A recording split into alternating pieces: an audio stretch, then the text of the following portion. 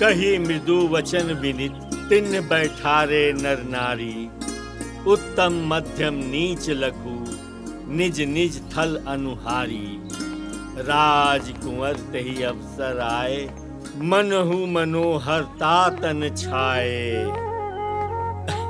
खुश रहा खुश रहा। गुण सागर नागर बर वीरा सुंदर श्यामल गौर शरीरा। राज समाज विराजत करे जी बाबूजी। बाबूजी पाठ करके उठिए ना तो बता दिया कि हम कोर्ट जाता नहीं, कुछ काम बा, दोपहर ले आ जाई। ठीक बाबूजी, हम बता दें। ठीक बा, चला।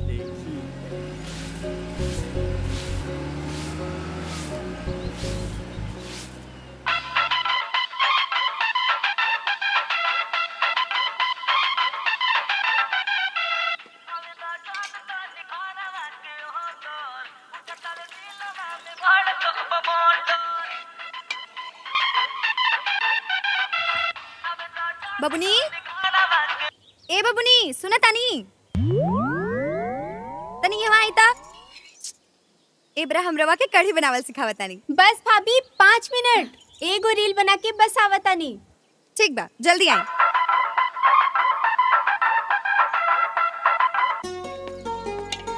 तारा बबनी के मोबाइल से फुर्सत मिली तब ना तारा से कढ़ी बनावे सीखी है। भगवान जाने ससुराल में उनकर कैसे गुजर बसर हुई। चाहे थी ना मम्मी जी, अभी उम्र का बेल बा उनकर। तब फोन करतनी सेल्फी क्वीन बुच्ची के। भैया प्रणाम भैया। खुश रह खुश रह। कैसन बड़ो? हम ठीक बानी, रउआ कैसन बानी? हमहू बहुत बढ़िया बनी। अच्छा ये बतावा माई कहाँ बड़ी? अभी बुलावतानी। माई जल्दी आवा, भैया के फोन आइल बा अमेरिका से। कहा बबुआ जी के फोन? फोन आइल बा? ला बात करा। माई गोड़ लागतनी माई। खुश रह बबुआ, झुक झुक जिया। ई बतावा तू ठीक बाड़ा ना? हाँ माई, हम बहुत बढ़िया बनी तहरा आशीर्वाद से। आ सुना, एगो खुश खबरी बा तहरा खातिर। अरे हमारे MBA के पढ़ाई पूरा हो गई। ए बबुआ, जब पढ़ाई तहार पूरा हो गइल बा त आ काहे नहीं खजा? तहरा के देखला बहुत दिन हो गइल बा, और वैसे भी छठ नजदीक आ रहल बा। आज ही बस समय से तखरना के प्रसाद भी मिल जाए। अब हम बतिए। काची बबुआ जी अमेरिका का गई रहुआ? रहुआ तो घर वालन के भुलाइए गई नहीं, गाँव के याद ना आवेला? अरे ना भाभी ना ना, ऐसा कोनो बात नहीं खे हो, बस टाइम नहीं खे मिल पाओते घरी। अच्छा जी, टाइम नहीं खे मिलत काहे? आजकल टाइम के औरों के दिया तक का? हाँ? आकाश भैया प्रणाम, गोड़ लागतानी। अरे भोला जी प्रणाम प्रणाम, का हाल बा? पहले ई बतावा वहीजा दिन बा की रात? यहीजा तो अब्बे दिन बा। अच्छा अच्छा, ओइजा दिन बा तइजा रात बा, का बुझाइल? हमके पता बा, जब इंडिया में दिन होखेला नू त अमेरिका में रात होला। देखला लोग हम कितना ज्ञानी बानी। काहे ना? अरे ई कौना बात के हल्ला हो रहल बा? भोला बाबू रउआ केकरा के ज्ञान बांट रहल बानी? अरे दादाजी, हाय आकाश भैया के अमेरिका से फोन आइल बा। प्रणाम दादाजी, गोड़ लागतनी। खुश रह बबुआ, सब ठीक बा ना? हाँ हाँ दादाजी, सब बहुत बढ़िया बा। अच्छा आकाश, अरे जब पढ़ाई लिखाई खत्म हो गइल बा त घरे चलावा, त आके अपना बिजनेस संभाल। हाँ, ताकि हम हूँ तोहार बियाह हुआ करा के निश्चिंत हो जाएं, अपना जिम्मेदारी से मुक्त हो जाएं। अरे तोहार बियाह खातिर ही लइकन वालन सब तक कपारे पर आके बैठल रहलन। हम आ जातनी। हम आ जातनी ना, अभी जाके टिकट कटावा। ठीक बेटा, टिकट करवा लेतनी। ला चल।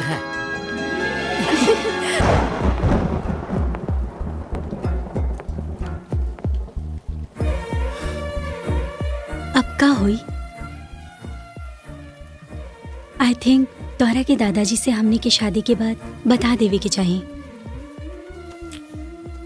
पता ना वो लोग हमने के अपने ही की ना। सुना ना आकाश, हम तोहर घर वालन से बात करब, काहे कि ई बात कोनो साधारण बात तो नहीं खे। हाँ सरस्वती, इस साधारण बात तो नहीं है, लेकिन तू चिंता मत कर ले। हम अपन घर वाला लोगन के स्वभाव से खूब बढ़िया से परिचित बनी। तू जैसन सोचा तरू वैसन कुछ नहीं के, परेशान मत होकर ले। हाँ बस थोड़ा सा कठिन हुई दादाजी के समझावत, लेकिन हमरा के विश्वास बटे, हम तारा अंदर जौन गुण देखले बनी, जौन हमरा दादाजी के हमरा घर वाला लोगन के जैसन गुण चाहत रहे, वो सब हमरा नजर से तारा में बाटे। यही से तो हम तारा के अपनौले बनी।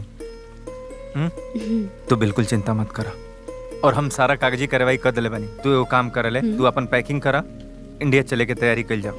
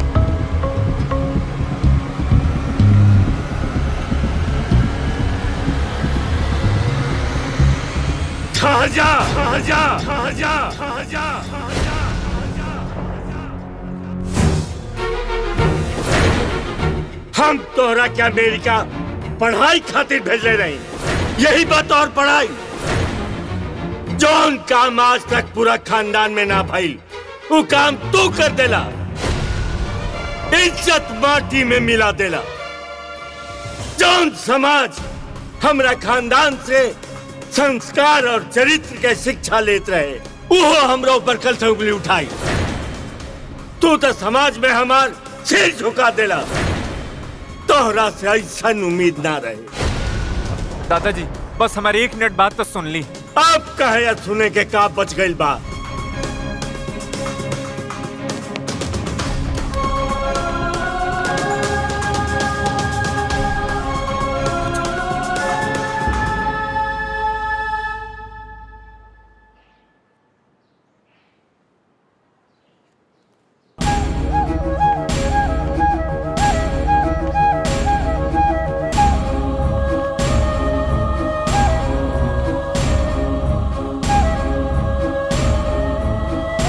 महादेव, गाड़ी स्टार्ट कर।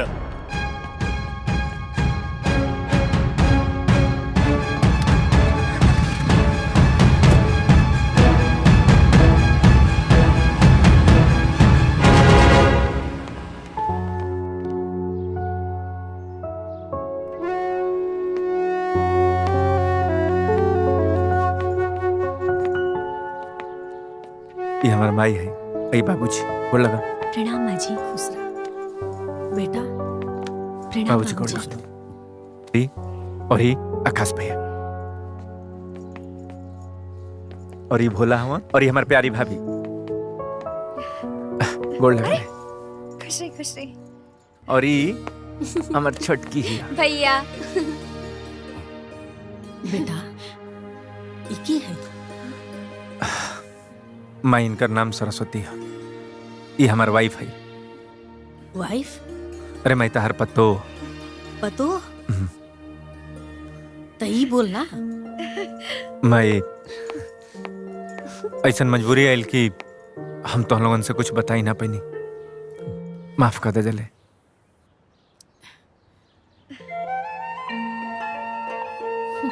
चला भैया, जॉन भी भइल, भाभी बड़ी नीक बाड़ी। अरे वो सब अरे पहले बहुरिया के अंदर चले जा।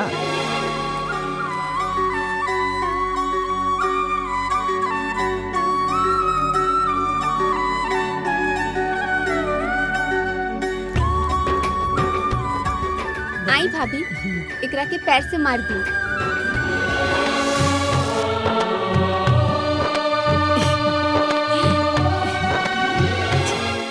ए बहनी, आकाश न अमेरिका से बियाह करके बहू ले आइल बा। ये का कहा ताड़ू चंपा? अकसवा अमेरिका से लड़की लेके आइल बा? ना ना ना ना ना ई तोहरा के कोनो गलत समाचार मिलल बा। ना बहनी, ई बात 100% सही बा। ई बात आपन तक रखिया, हमके देर होता, हम जाता नहीं। ई बात हमरे तक ही रही, हम कहा जाता नहीं केहू से कहे खातिर। वैसे भी जे जैसन करी ते कैसन भरी। तू जा, निश्चिंत होके जा। हाँ।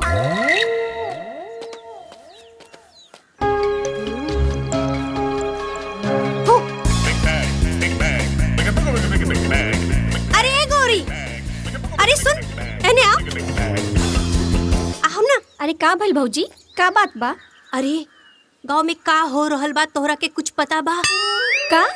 ले पूरा गांव जर गइल, अब फुहरा कहे कि लत्ता महकता। अरे तोहरा के कुछ नहीं के पता ना। ले ऊ जौन मुखिया जी बाड़े न, हाँ? उनकर छोटका पोतवा ऊ अमेरिका से मेहरारू लेके आइल बाटे। न जाने कौने जात बिरादर के लेके आइल बाटे ई गांव में। अरे भौजी, जमाना कहाँ से कहाँ चल गइल। अब भाई तो जात बिरादरी पटकल बैठू। ले पूरा गांव आग लग गई। अरे भाड़ में जाए ऐसा जमाना, आग लागे ऐसा समाज के जे अपन मान सम्मान के ताक पे रख देला। जा तू जा अपन काम कर। लागत हमरा के इस समाचार पूरा गांव के देवे के पड़ी। ए चाची, सुना सुना तनी।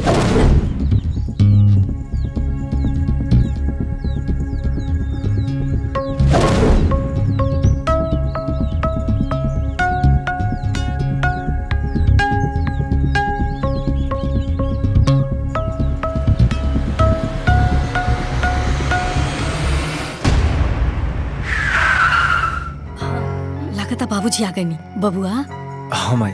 तू जा, जाके तनी बाबूजी से बात कर ला। ठीक बा माई।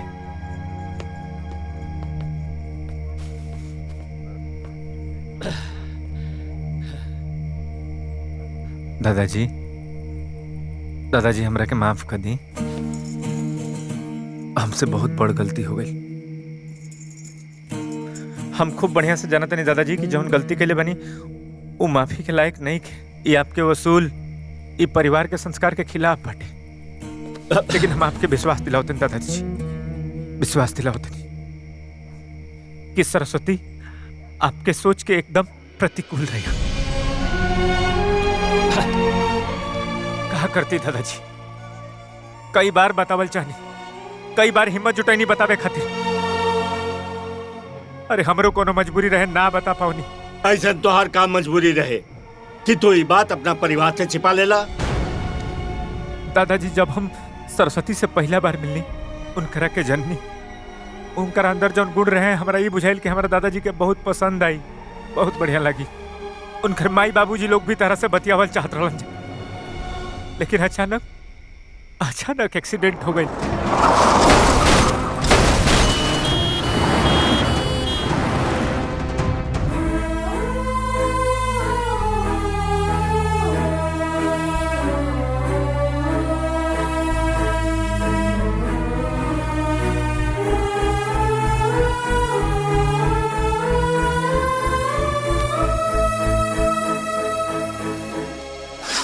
करती दादाजी, सरस्वती एकदम बेसहारा हो गई, एकदम अनाथ। उनकर ये हालात देख करके हमरा के मजबूरी में ही फैसला लेवे के पड़ल। दादाजी हमरा के माफ कर दी, हमके माफ कर दी दादाजी, हमके माफ कर दी।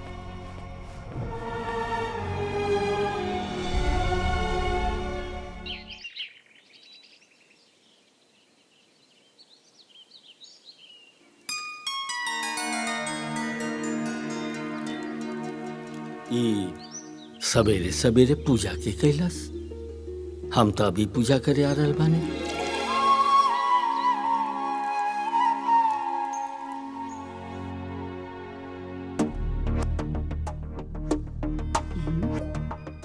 इतना सुबह पूजा के कैलाश? जय ठाकुर जी। बहू, आज बड़ा सवेरे सवेरे तुलसी जी के जल चढ़ा दिलू हा। कहीं जाए के बाका? ना बाबूजी, हमारा नहीं के पता। हम तो अभी जाता नहीं पूजा करे। सब्जी, दाल, रोटी, खीर और खाना कहीं बनेला सा। इतना सुबह कैला सके? हम जाना तानी ई के कैले बा। के कैले बा?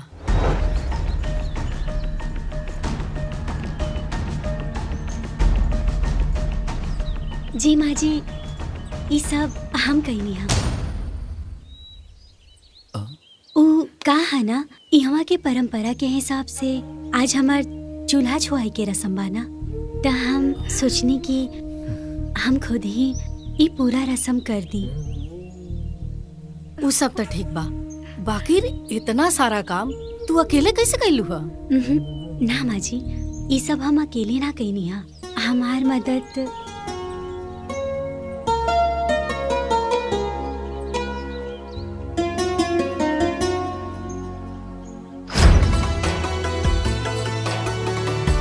चला देर होता।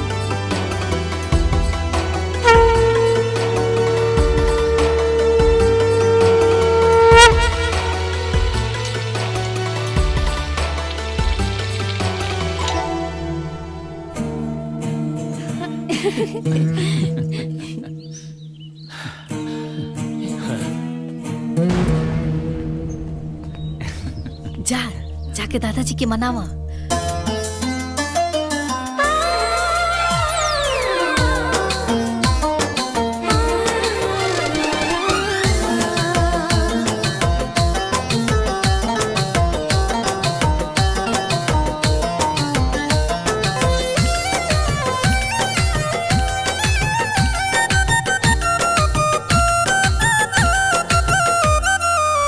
जन्म जन्म मिले है ससुरवा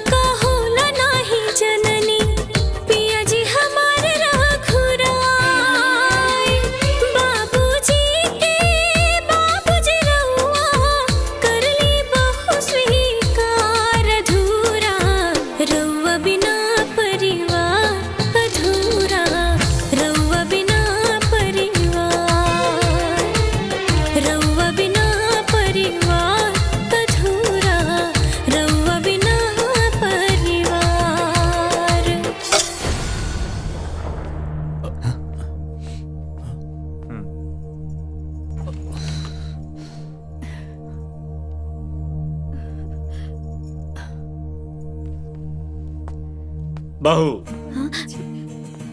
यहाँ आवा।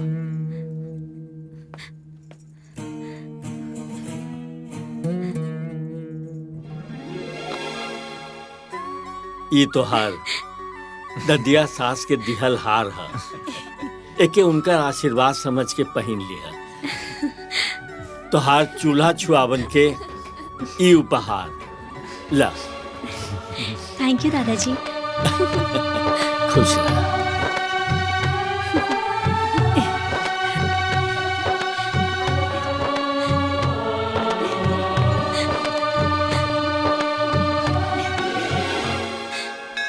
बाबा बैद्यनाथ की जय।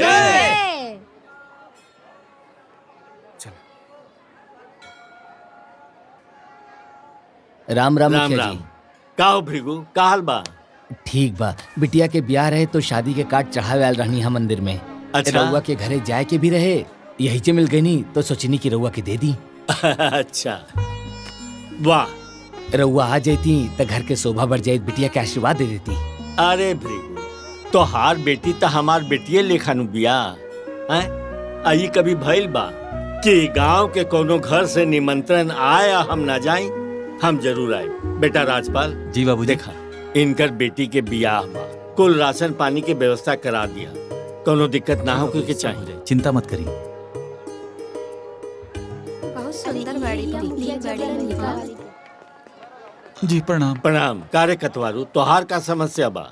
मुखिया जी, रउआ जनते बानी अगला साल किसान क्रेडिट से हम लोन ले रानी। कुल फसल हमार जल में बर्बाद हो गई। हम बड़ा कर्जा में हो गई बानी, समझ में नहीं आवत कि कर्जा कैसे दियाई। रउआ एक बार मैनेजर साहब के फोन कर देती, हमार कुल कर्जा माफ हो जाई। एकर कोनो जरूरत नहीं के। बेटा प्रकाश। जी दादाजी। इनका के 10,000 रुपया दे दिया, ठीक बा? जी जी अब धन्यवाद। खुश। प्रणाम। प्रणाम प्रणाम खुश मुखिया रह, जी। खुश रह। का रघु, बड़ा उदास लग रहा बड़ा? ओ का बात है ना मुखिया जी, हमार बिटिया बीएड करे का जिद कैले बिया, कहत या मास्टराइन बनब।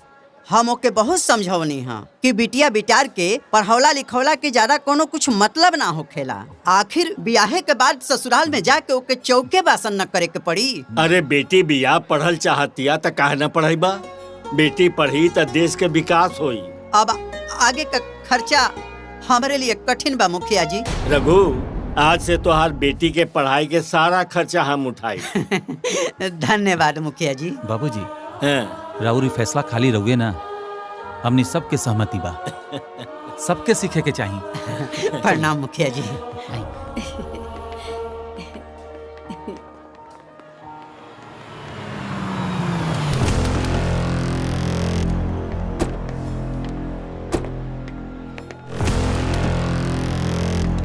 कहो, मुखिया जी का अमेरिका वाली बहुरिया ये है?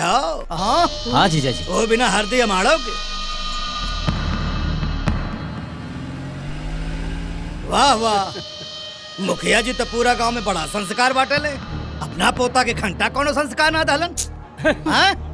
ये कहल जाला चिराग तले अधेरा। अरे जीजा जी, ई बार यह मसाला लेके चुनाव में काम आ जाई। अरे भैया, यही बात के मुद्दा उठा के इनका चुनाव में धूल चटा देवे के बा। वैसे भी पूरे गांव जवार में यह चर्चा बा कि अब की हमने चुनाव बम्पर वोट से जीतत बड़ी। और का देवर जी ना एकदम साचो कहत बाड़े। वैसे भी रउआ 30 साल से तहरते बानी।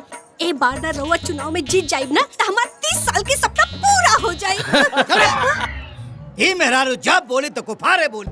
अरे भाई, का जरूरत रहे बोलेगी कि हम 30 साल से हारत हई? तो चिंता मत करा, भूल मती। ये मेरी साला चुनाव हम जीतो, आयन के पटकनी देहब, इनके औकात दिखाई, वो चाहे जैसे साम दाम दंड भेद कुल लगाई। हाँ। माई देखा है, कुछ छूटल तो ना हो? सब लिख दिलू नो। हाँ। ए भोला भोला। हाँ माई, खेने आव। बस आवतानी। बताई। हाय देखा, हाय सामान के लिस्ट तैयार हो गइल बा। और एको सामान छूटे के ना चाहिए। अरे माई, एको गो सामान ना छूटी। आज जाके नेत नियम से लेके आई है। और हाँ, नहा धो के, ठीक बा? ओहो, हमके सब पता बा। छठ पूजा बहुत ही पवित्र पर्व होखेला। एमे भूल चूक से कौनो गलती ना होके के चाहिए। रउआ हमरा के इतना बुड़बक ना बूझी, हमरे लगे इतना ज्ञान तो बटले बा। हाँ हाँ बिल्कुल, काहे ना, बहुत ज्ञान बता लगे। रह दी ना माई, हम करता नहीं। हम करता नु। एक काम करा, तू जा रसोई में जाके दाल चढ़ा दो, हनो? ठीक। ए बुची, जो ना तने भौजी के हाथ बटा दे। ठीक बा माई। जा। माई एगो और ज्ञान के बात कही। ए, रह द, अपन ज्ञान ज्यादा मत बांटा। एगो काम करी हले, कल सुबेरे सुबेरे ना ठीक सही समय पे चल जी हले बाजारे। बजाए ठीक भैया। का बनाओ तेरे माई? माई हाँ बेटा। कहा सोच में पड़ल पड़ू, कोनो बात बा? अरे ना बेटा, कोनो बात नहीं की। का माई, अब तू हमारा से छुपाईबू, तहरा के देख के पता चल जाता थे। बतलावले का बात बा?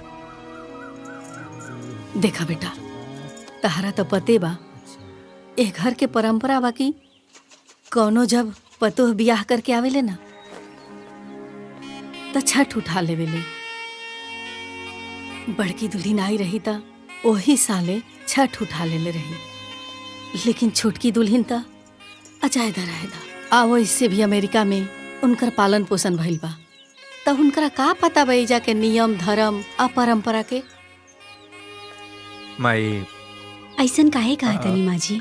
लो आगे।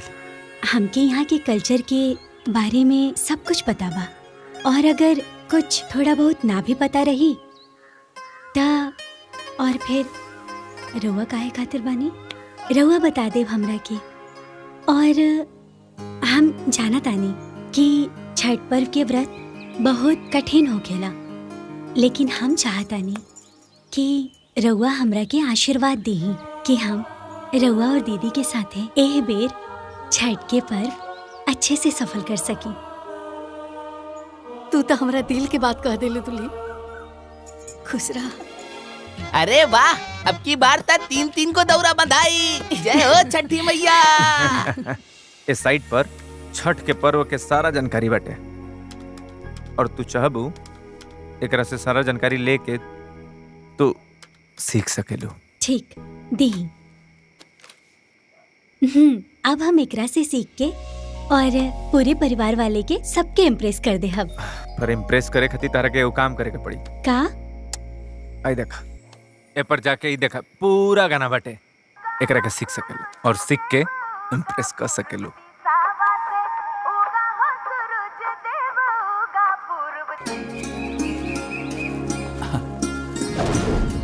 आराम से आराम से। औरो बा लावता।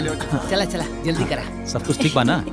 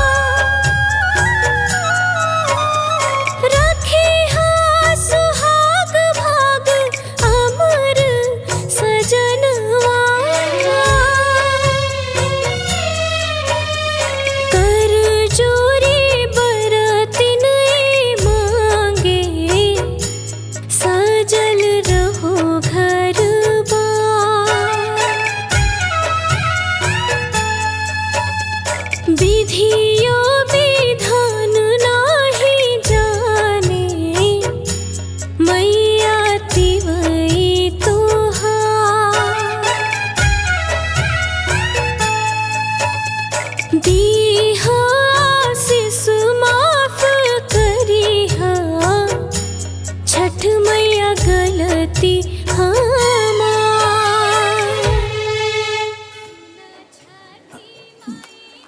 प्रणाम प्रणाम प्रणाम, प्रणाम प्रणाम। मुखिया जी और परिवार के संस्कार देख के तो मन गदगद हो गया। है मोती मुखिया जी के परिवार के तने शरबत पिलाओ। अरे जीजा जी काहे में लेट कर दी, कुल शरबत तक खत्म हो गए। अरे ज्यादा कोनो बात नहीं खे बलबन, ये सब लोग शरबत पी चुकल अच्छा। बा लोग। बाकी हाँ, जाए के पहले तू हमार घर के छठ के पूजा के प्रसादी ले लिया। जी, जी। ए बलवंत बाबू के पूजा के प्रसादी दे दी है। मुखिया जी आशीर्वाद बनाए रखें। प्रणाम। लाहो प्रणाम प्रणाम। चलो जी जी जी खुश रहा खुश रहा। देखा ही मेरा रुके खाना है वो ढकोसला दलिद्रन कहीं की।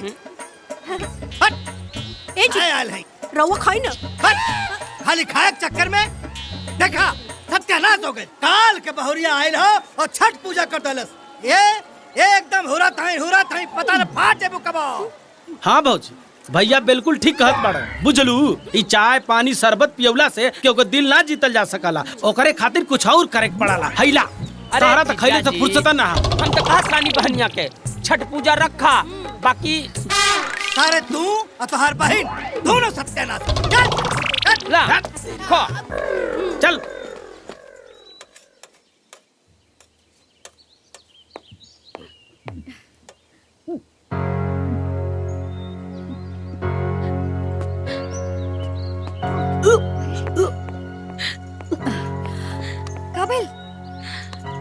का भइल दुल्हन, तबीयत तो ठीक बा?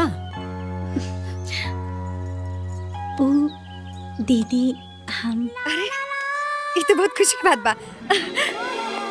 बाबूजी पापा हमने घर में एगो नया मेहमान आए वाला बा। का?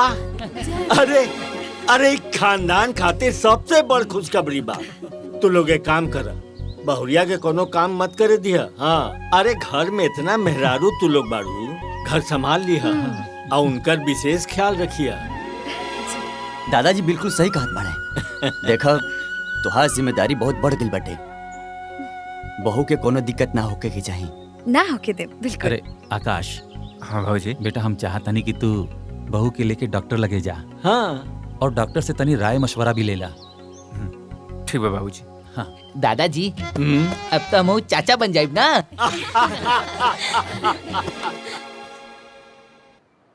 आज दिन भर कमैया राती भर मार लिया। हाँ भाई। अरे जीजा जी बहुत टेंशन हो गई। हाँ हो गए। अरे ई बार के प्रधानी के सीट महिला आरक्षित हो गई। महिला आरक्षित हो गई और वो कम से कम बीए पास हुए के चाहिए। अरे बाप बीए पास? ऐसे तो हमनी के 5 साल का कईल मेहनत बर्बाद हो जाए। लगती है बा। ऐसे कैसे बेकार हो जाए? काहे? इस बार के चुनाव दीदिया लड़े। वैसे भी दीदिया तो बीए पास ही बा, बाकी कैसे पास बा वो रउआ से ज्यादा के जान सकेला। अरे ना ना भौजी के भौजी कैसे चुनाव लड़ी है भाई? काहे ना लड़ी देवर जी राउर भौजी चुनाव? अरे अपने भैया से पूछला, हम इनकरा से कितनी बार लड़ले बानी।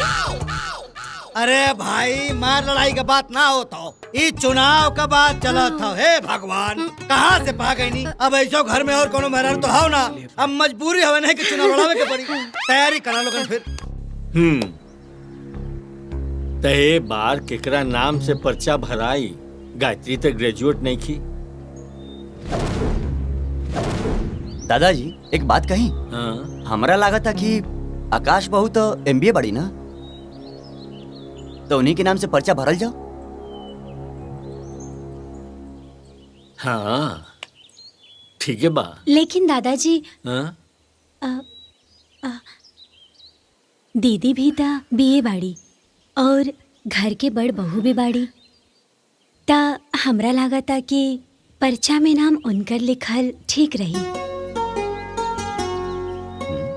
ठीक बोल रहल बाड़ू। ते बार ई घर के बड़की दुल्हन पर्चा भरिए और चुनाव लड़ी है।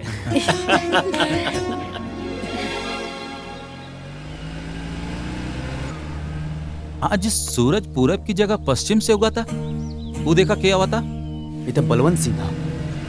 अरे तबे मतलब के अपन बुखारो ना दिलन, जरूर कोनो मतलब है। प्रणाम मुखिया जी। प्रणाम प्रणाम। का समाचार बा? सब आशीर्वाद बा आपके। आबा आबा। प्रणाम प्रणाम। प्रणाम प्रणाम। कैसे कैसे अइला हा? अरे अब मुखिया जी दरअसल बात यह है कि हमार पत्नी फूलमती प्रधानी को चुनाव लड़ल चाहता नहीं और ये रहुआ आशीर्वाद बगैर मुमकिन नहीं के।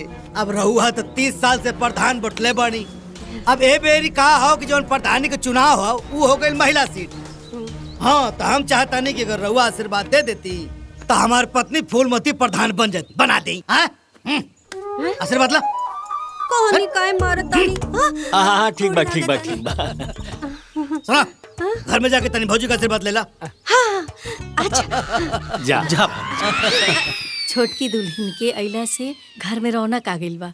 घर अब भरल भरल लागता। सच कहनी अम्मा जी, अच्छा लगा था। प्रणाम दीदी। अरे फूलमती खुश रहा आओ बैठा। राधा अरे खुश रहा। प्रणाम चाची। अरे खुश रहा। कहाँ रहलू हा? तू तो दिखाइए ना देत रहलू हा। तू तो एकदम गुलरी के फूले हो गई बड़ी। अब कहा बताई दीदी, इनकरा से छुट्टी मिली तब ना यहाँ वहाँ जाए के मिली। अरे ई त हमरा के प्रधानी लड़े के भइल तब हम यहाँ आ गई नी। मोती के जीजा कहलन है कि जा सब केहू के आशीर्वाद ले ला। ए नाते आशीर्वाद लेवे आ गई नी दीदी। ठीक कैलू हा। अच्छा दीदी, हाँ। और अमेरिका वाली बहुरिया नजर नहीं खियावत कहवा बाड़ी? अपना कमरा में हुई है, बुला देता नहीं। ए छोटकी दुल्हन, छोटकी जी माँ जी। देखा तारा से केहू मिले आइल बा हो। आवतरी। हाँ।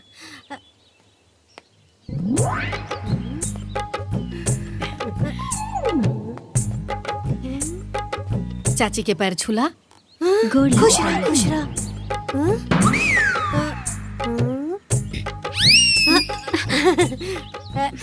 बहुरिया तो बड़ी लंबी पिया।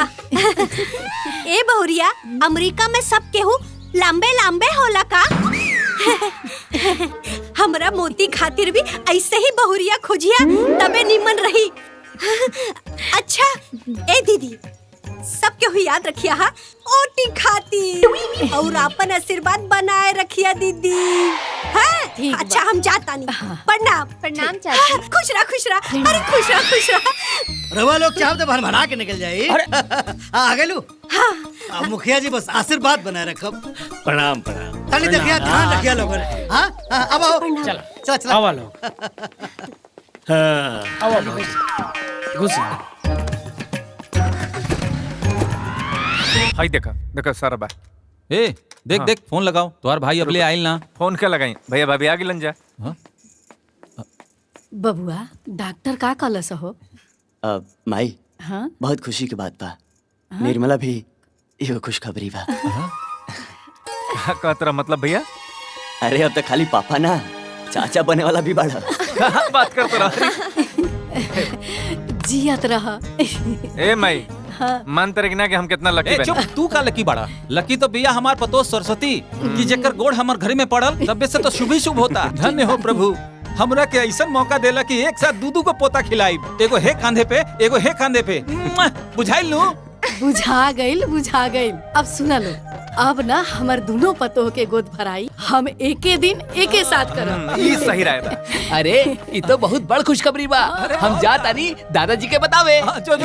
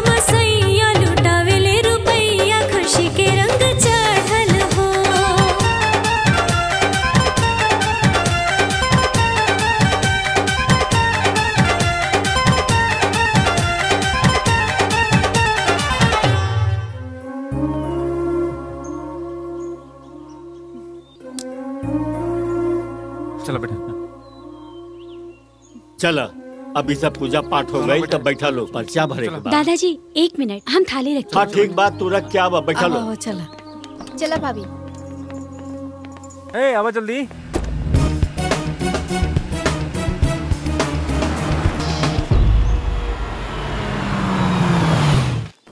बलवंत सिंह बलवंत सिंह बलवंत सिंह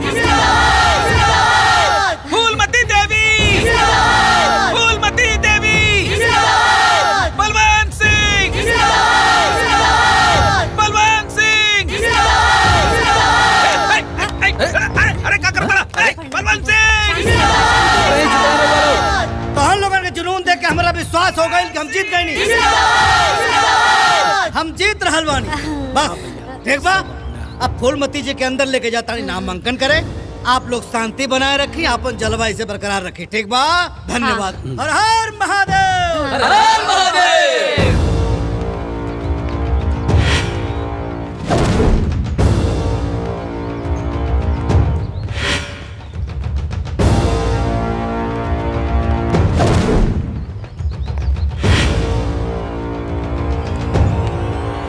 अभय प्रताप निर्मला देवी निर्मला देवी निर्मला देवी मुखिया जी मुखिया जी अभय प्रताप निर्मला देवी। सर एक मिनट ये 2000 ना।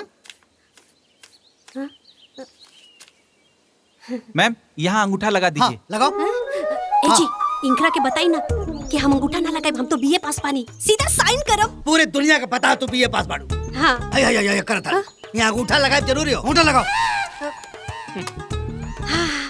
साहब ये बताई कि हमार चुनाव चिन्ह का बा। आपका चुनाव चिन्ह बेलन है। बेलन? अरे ये तो हमार पसंदीदा बा। खुश हो गई। चला thank you sir thank you welcome. Balwant Singh Phoolmati Devi Balwant Singh Balwant Singh. आप लोगों के प्यार मोहब्बत देख के करेजा गदगद हो गई। हमारा पूरा विश्वास हो गई कि हम चुनाव जीत जाब। अब अपने अपने लेवल पे क्षेत्र में लग जा लोगन और किसी भी कीमत पे हमनी के मिले चाहे जीत हमनी की हो गई। हाँ बलवंत भैया तू चिंता मत करा तारे इलेक्शन में चाल लड़ा दे बलवंत भैया। ए जी हर बेर तक कहेलन हो जाई पैसा लेके चल जाले ऑटो की और के दे देवे। चुप रहा महाराज फालतू मत बोला। ये बार ऐसे ना होई। ए बेरी पुख्ता इंतजाम होई। रवा लोग हमारे साथे बानी बलवंत भैया बलवंत भैया बलवंत भैया फूलमती देवी। बाबूजी हम चाहत रहे कि छोटकी दुल्हन के अपना माई से मिलवा दी। बड़की दुल्हन तो हमारा माई से मिलिए ले बाड़ी त छोटकी भी हमारा माई से मिल लेती त ननिया सास के साड़ी पहनावे के रस्म भी पूरा हो जाई। अरे तई में कहे के का बात बा। तू काल आकाश के या दुल्हन के लेकिन नहीं है चल जा। दादाजी हम का कहत रहनी है काल जाइल तो संभव नहीं है। एक खातिर के चुनाव सर पर बटे आ काम भी बहुत ज्यादा बा। आकाश बिल्कुल ठीक कहा था। चुनाव के टाइम में क्या हुआ गल संभव नहीं है। अरे ये में इतना कहे वाला कौन बात बा। हम बिहने भोला के बोल के भेज दे है। माई भैया नहीं खन जात तो हम चलब तोरा साथे।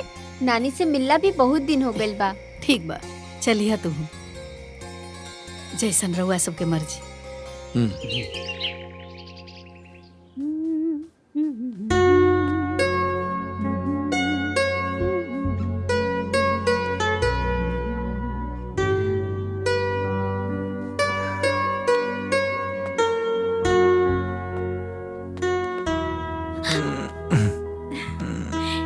ये का करत हनी? हम तारा के प्यार करतनी। अच्छा तू कितना खूबसूरत लगत रहो।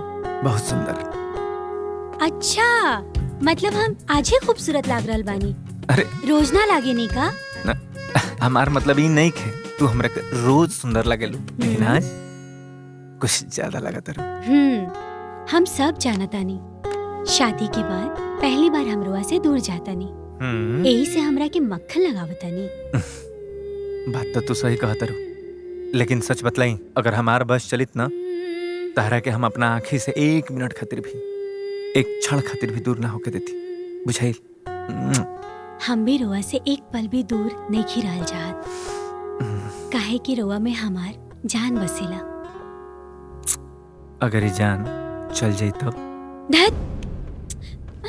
अरे ऐसन बात ना बोले के चाहिए। भगवान ना करे रोआ कि कुछ हो जाए। अच्छा ठीक बा, हम मजाक करत रहनी। ताकि एगो बात बताई का? अब तू ना अकेले नहीं खो, अब तू दूगो हो गई बड़ू, कहे कि अपन ख्याल रखे के पड़ी।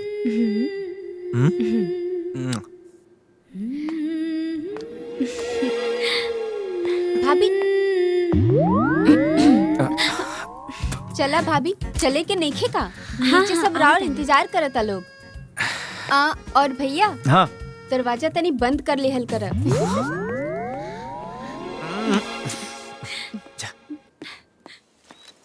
मम्मी जी, हाँ, साड़ी कपड़ा सब कुछ हम गाड़ी में रखवा देले बानी, बस रुआ आराम से जाएं, ठीक बा? ठीक बा। सदा सुहागन रहा, है ना? जी हाँ। माई, भाभी आवत तारी। हाँ ठीक। और सुना, हाँ, भोलवा घर पे ना रही, ऐसे सही सांझ दरवाजा बंद कर लिया। ठीक से रहिया, हमारा चिंता लगा रही। ना माँ जी, चिंता मत करिए, हम बंद कर ले। ठीक बा। जी माँ जी। चला हो। अरे ना ना ना ना, सदा सुहागन रहा, खुश रहा। इतने दिन में तरह से ऐसा दिल लागल बा, ऐसा बुझाता कि कौनो जन्म में हमने के बहन रहनी जा। हमरो भी ऐसा नहीं लागेला। अरे भाई, सब बतिया तू लोग ऐजे बतिया लेबू कि कुछ ओइजा खातिर भी छोड़बू? जी बाबूजी। अपन जोन विपक्षी बानू, ओके इतना हल्का में मत लिया बेटा। खुश रहा, खुश रहा, खुश रहा, ठीक से जइहा लोग। हाँ। चला। काहे कि वो लोग चुनाव जीते खातिर कोई भी पत्र आजमा सकेले। हाँ, ठीक ही कह रहा है। अरे जाए लेट हो जाए, जाए। नानी घरे पहुंच के फोन कर दिया, और लौटत समय मामा के बोल के धनी राम की इमरती 2 किलो बंधवाई लिया। भैया, हाँ, 2 किलो मिठाई में का हुई? तू ही बतावा, इतना बड़ परिवार बटे। माई, तू 5 किलो लिए ही है। अरे बैठे जा। आराम से जइहा, चला अपना काम पर लग जा।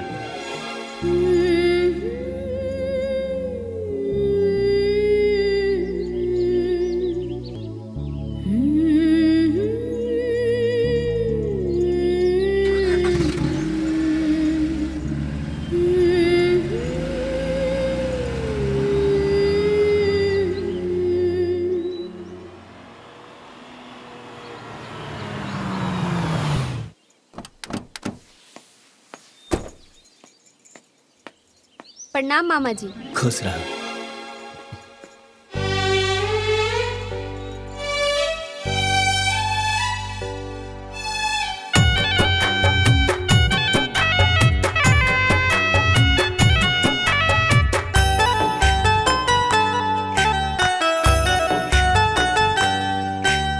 हाथ जोड़ी नानी, हाथ जोड़ी मेरे बेरे पाँव पड़ी हो।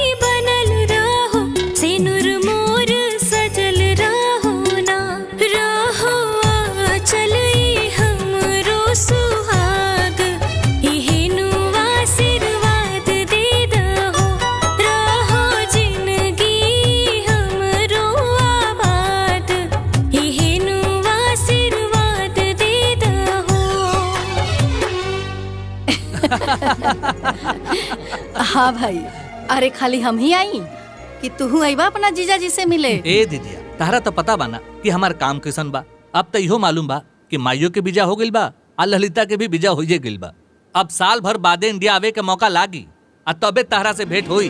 मामा हाँ अब की अइहा तो हमरा खातिर एगो नया मोबाइल ले ले अइहा। अरे काहे ना हमार भगनी, तारा खातिर एकदम नया मोबाइल लेके आई बब की। अरे मामा हमरा खातिर का लइबा?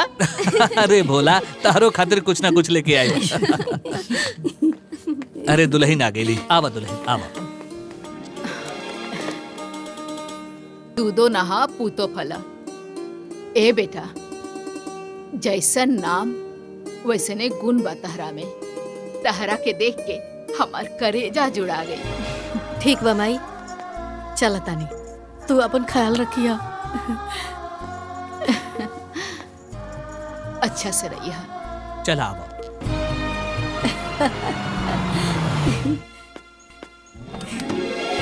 आवा चला।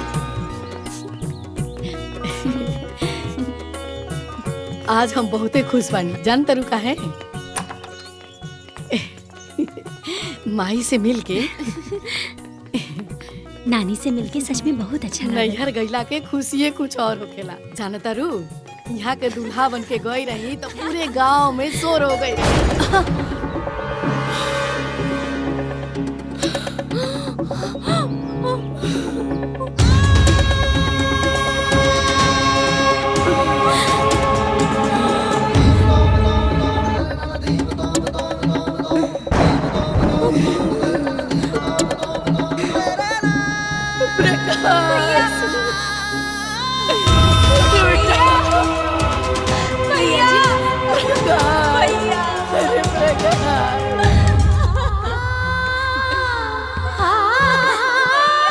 उठी ना।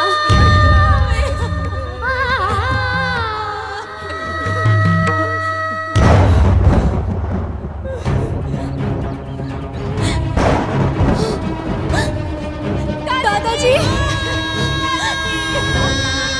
दादाजी।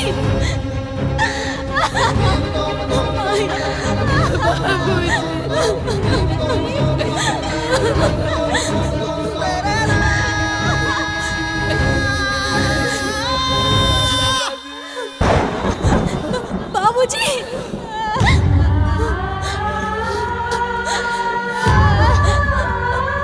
बाबूजी।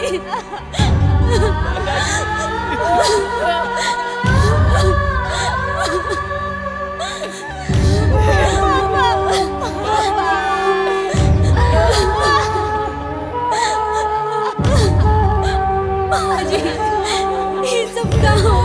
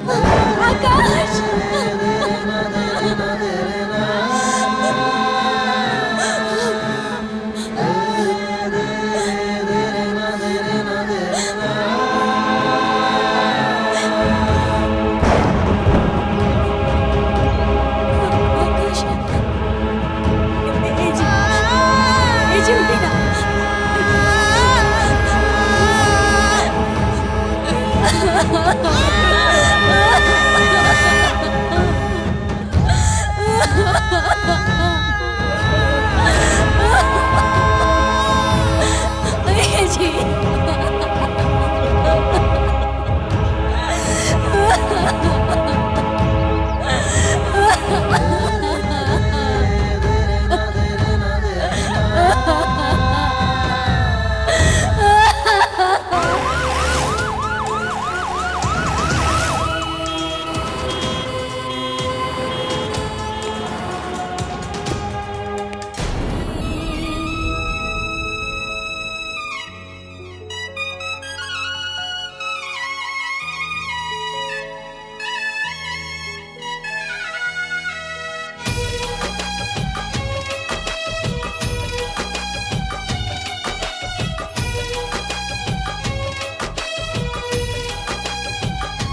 घेर ले पतझड़ बाजारल हरियर बागे बिधना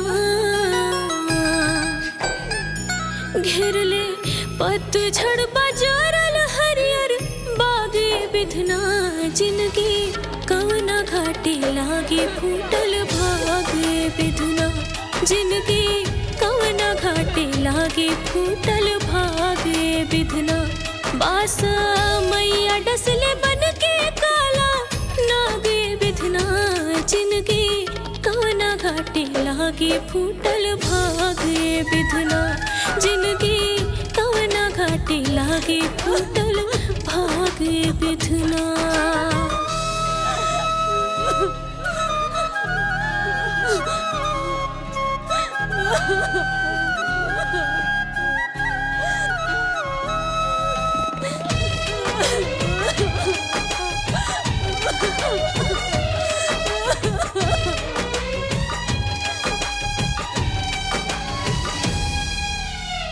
दुनिया में दुनिया मोर लूटल रूठल किस्मत कुछ ना छूटल लौके चारों ओर धुआं सा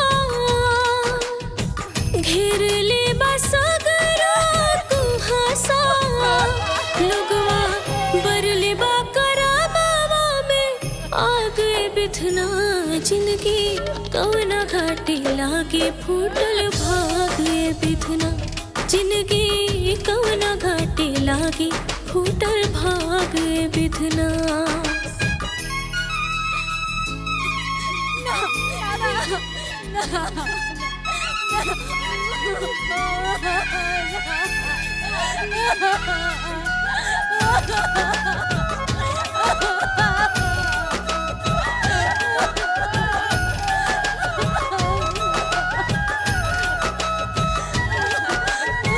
इधर दिन देखावे ऐसे जी ताब जी कैसे बिन पतवार के डगमग नैया डूबे बीच धार में जैसे बासा मैया डसले बन के काला नागे बिधना जिंदगी कौन घाटे लागे फूटल भागे बिधना जिंदगी कौन घाटे लागे फूटल भागे बिधना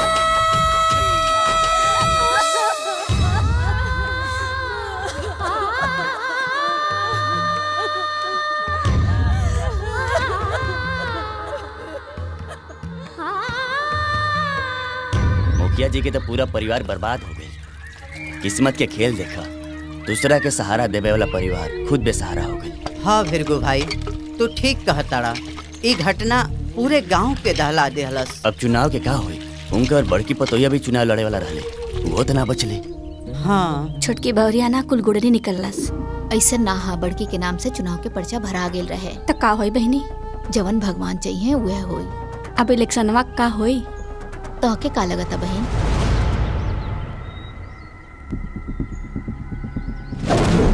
हेलो नमस्कार, मैं हूँ एनटीसी समाचार से रानी और हम पहुँच चुके हैं जौनपुर के शेरवा गांव में, जहाँ एक ही परिवार के 5 सदस्य की निर्मम हत्या कर दी गई है। और जब ये हत्या हो रही थी तब पूरे गांव वाले कहाँ थे? बिहार में हत्यारों ने घटना को अंजाम देते हुए परिवार के 5 लोगों को मौत के घाट उतार दिया। इस मामले में पुलिस ने तहकीकात की है, लेकिन अभी तक पुलिस के हाथ कोई सबूत नहीं लगा है। क्या कारण है? आखिर कौन कर सकता है और क्यों किया है? फूलमती प्रधानिन बनिए गई। हाँ दीदी, आप तो तोहार जीत एकदम तय बा। काहे से कि तोहरा सामने अब केहू लड़े वाला बचला ही नहीं थे। एकदम घुसगो बड़ा का। अब भौजी के लड़े के जरूरत ही नहीं थे। अरे ये तो निर्विरोध हो गई नी ना। एक कहल जाला कि सांप भी मर गई और लाठी भी ना टूटल। फूलमती प्रधानिन भी बल गई नी और केहू के पता भी ना चलल। ए जी, रउआ सांप सोमवार के व्रत भूखीला और रउआ हमार तपस्या पे पानी फेर देनी। अरे भाई तोरे बुद्धि में का घुसल हो भूसा? जब मुँह खोलबू तब कुछ न कुछ उल्टा। बट सांप मर गए, हे मर गए, हाउ मर गए। जब ना समझ में आओ चुप रहा करा। तो आइए हम परिवार के लोगों से बात करते हैं और पता करते हैं कि ये घटना क्यों और कैसे हुई। माताजी, आप क्या बता सकती हैं? आपके परिवार में किसी का आपसे बताइए माताजी, बताइए माताजी, बताइए। जब तक आप नहीं बताएंगे बताइए माताजी। क्या लगता है कौन हो सकता है इस हमले के पीछे? बताइए तो बोलिए माजी, आप बताइए। आप बिल्कुल डरिए मत, बताइए किसने किया, हम आपके साथ हैं। कुछ तो बोलिए, कुछ तो जवाब दीजिए। बोलिए माताजी, माताजी बोलिए, बोलिए माताजी, हम आपके साथ हैं। क्या इसका अंदेशा आपको पहले से था? कहीं ऐसा नहीं है चुनाव की वजह से हुआ हो? कहिए माताजी।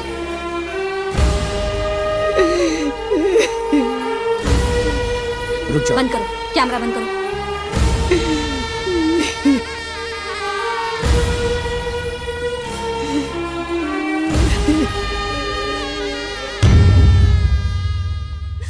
रुकिए रुकिए रुकिए रुकिए रुकिए।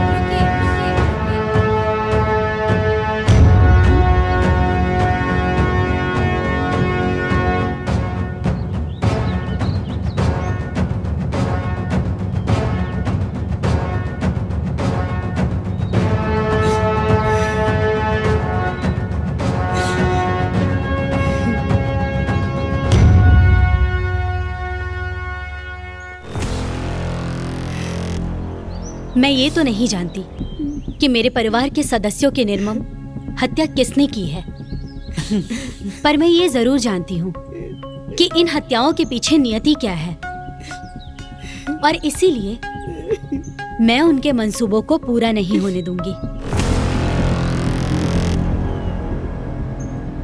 मैं सरस्वती सिंह, पौत्र वधू स्वर्गीय अभय प्रताप सिंह, पुत्र वधू स्वर्गीय जगतपाल सिंह और पत्नी स्वर्गीय आकाश सिंह, आज ये संकल्प लेती हूँ कि मैं अपने कुल की परंपरा को संभाल कर रखूंगी और चुनाव लड़कर इस गांव का प्रतिनिधित्व करूंगी। गांव के सुख, दुख और विकास में अपने दादाजी स्वर्गीय अभय प्रताप सिंह की तरह हमेशा अगली कतार में खड़ी रहूंगी।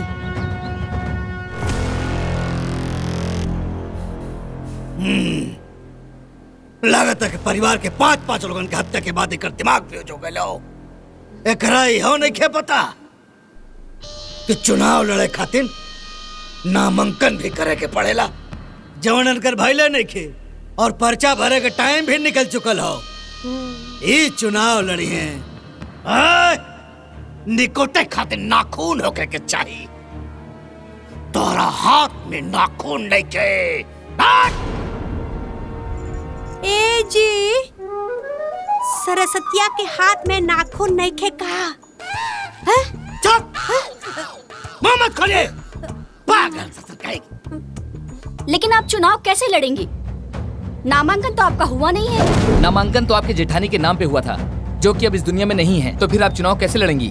सही कह रहे हैं, जेठानी नहीं है, पर मैं तो हूँ। शायद आप लोगों को पता नहीं होगा, नामांकन मेरा भी हुआ है। अच्छा दादाजी, हाँ एगो बात कहे के बा। हाँ बोला। रउआ ना एगो पर्चा हमरा नाम से भी भर दी ही। काहे से कि अगर एगो पर्चा कोनो भी कारण से रद्द हो गई तो हमने लगे दूसर पर्चा रही चुनाव लड़े खातिर। सरस्वती ठीक कहताड़ी बाबूजी। अरे ये बात तो हमरे दिमागे में ना आइल हा। बहू के दिमाग तो सचमुच में बहुत तेज बा। अरे बहू के कर बाड़ी, हमार खानदान के नाम तो यह नु रोशन करी। बाबूजी हाँ तैयारी करा भरा भरा।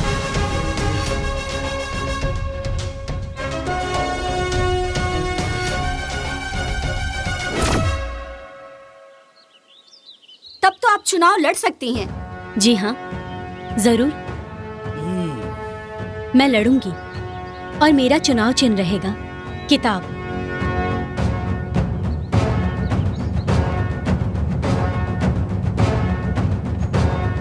ये एक बहुत बड़ी खबर निकलकर सामने आई है। मुखिया परिवार की छोटी बहू अमेरिका से जो पढ़कर आई हैं सरस्वती जी, ग्राम पंचायत का चुनाव लड़ेंगी। उनका नामांकन पहले ही भरा गया था। कैमरामैन राम के साथ मैं हूँ प्रशांत सिंह। आप देख रहे हैं भास्कर टीवी। जो जनता शोक में डूबी हुई थी, उसी जनता को इस खबर से थोड़ी राहत मिली है। भीमा जी भैया, कमर कस ले लोग। ये मेरी चुनाव कौनो भी कीमत पे अपना हाथ से निकले के ना चाहिए। कौनो भी कीमत पे कुछ भी करे के पड़े, चुनाव हर हाल में जीते के ही बा। अगर इनका चुनाव चिन्ह किताब हो तो किताब ताक पे रखा रह जाए के चाहिए। आप चिंता ना करी भैया, हम बानी ना, रहुआ टेंशन मत ली। हमनी के ना सब संभाल लिया जाई। प्रधान तो हमार दीदी बनी, चाहे निर्विरोध और चाहे जीत के। सुनतनी मुखिया का पतो चुनाव लड़ा तड़ी। अरे वो अकेले कहाँ जाइए वोट मांगे? मुखिया जी होखता तो संभाल लेता। अरे ऐसन कोनो बात ना है। बहुरिया तो पढ़ल लिखल बाड़ी, वो विदेश से सब संभाल ली है। घर में इतना बड़ा कांड हो गई और उनके चुनाव की पड़ल बा। हमके तो लागत उनके गोड़वे ठीक नहीं खे। पता ना गांव के का हुई। मुखिया जी के नतवन बाड़ी, उनकर तेवर और संस्कार मुखिया जैसे नहीं बा। गांव के हित में उनके मुखिया बनावे में ही ठीक रही। हमरा के लगा था कि बलवंत भैया ही विकास कर सकीले भाग दौड़ करके। का कहताड़ा कोरा के ताटी और गांव रखवार। गांव का विकास होकी का ना होकी, लेकिन गांव के पतन तो होबे करी। ठीक कहा तारा। सरस्वती के जितावे में हमार सबके गांव के और हमार भलाई बा।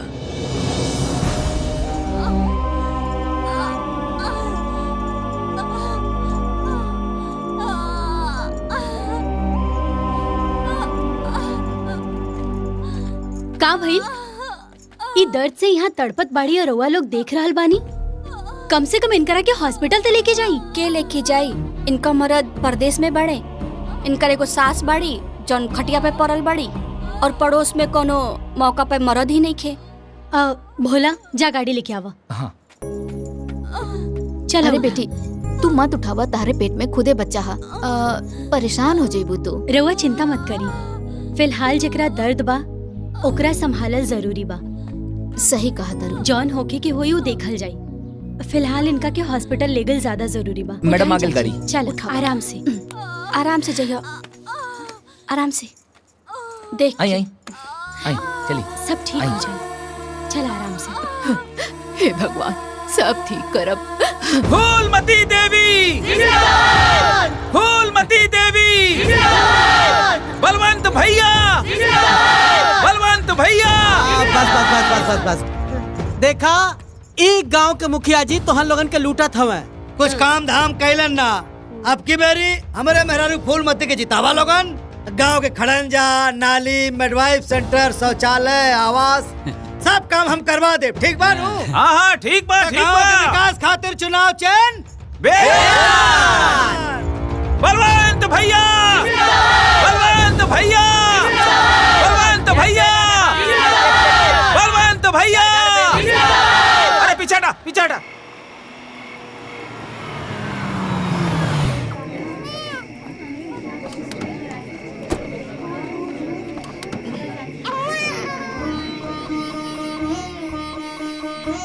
इला चाची, तो की पोता भइल बा और जच्चा बच्चा दोनों स्वस्थ बा। अब बस ख्याल रखे के पड़ी दोनों के। बेटी भगवान तारा के खूब खुश रखस। तू खूब खुश रहा। तहरो भी एगो सुंदर लाल होखी बेटी। भोला, इला एमे दवाई बा, टाइम टाइम पे इनका के खिला दिया और मेवा मिश्री भी बा। खाइए तो स्वस्थ रहिए। एकर का जरूरत रहे? एकर कितना पैसा भइल? पैसा की चिंता मत करा, हमहू तोहार बहिन बानी और बहिन से कैसन हिसाब। और हाँ, ई मत सोचिए कि हम ई सब हम चुनाव खातिर कर रहल बानी। हाँ चला तानी, चलिए।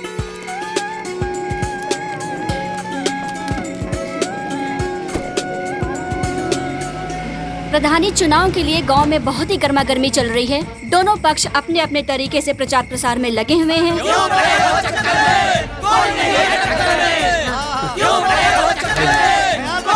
दादा बेलना पे वोट दिया। सरस्वती दीदी। चाची हाँ? किताब पे वोट दी है। किताब पे वोट दी है। बोला का भइल? हमार नाम चंपा हो।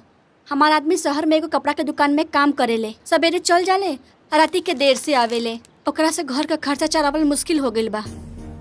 काम खातिर बोलीला त हमरा औरत होके के ताना मारेले। लड़का भी छोट हो में बाहर जाके काम भी ना कर सकीले। रउवे बताई ऐसे कैसे चली? और घर में थोड़ा कर्जा भी हो गइल बा।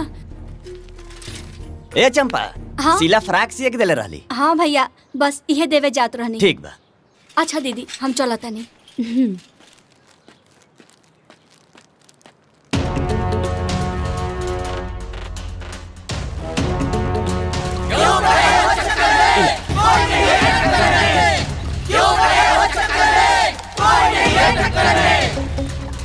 हम खाना बनावे के अलावा और का कर सकीला मैडम? रोज सवेरे सवेरे उठ के उहे चूल्हा चौका और रात के खा पी के सूत जाइला। हमार जिंदगी तो नरक हो गइल बा दीदी। हमके कुछ करे का मन करेला, लेकिन का करी? मर्द लोग के समझाई? उनकर कहला में ये चाहे जरा चाहे मरा, लेकिन जोन करे कहा घरवा में करा। बाकी हम सुनने बानी कि गौरी भौजी बहुत निम्मन खाना बनावेली। अरे इहो कोनो कहे के बात बा। इनकर खाना के चर्चा पूरा गांव वाला करेले। कुछ करी दीदी।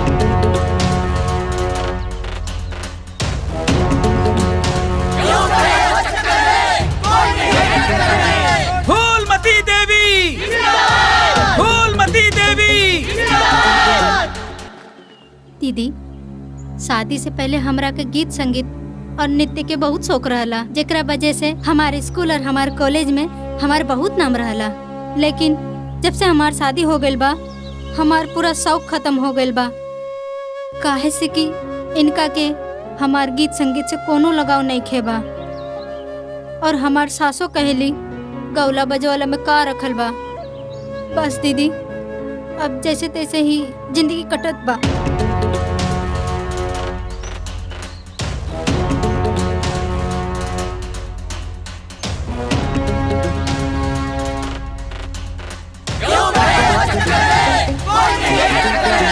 फूलमती देवी, फूलमती देवी। तोरा तनको लाशरम बाकी ना रे? जब देखा तब मोबाइल में घुसल रहेलू। मोबाइल तारा के खाए पिए के दी का? भाई के तो पियला से फुर्सते नहीं खे। कितना बार कहिला कि तू अक्षर पढ़ लिख ला, लेकिन दिमाग में तो घुसे वाला बा नहीं। का भइल?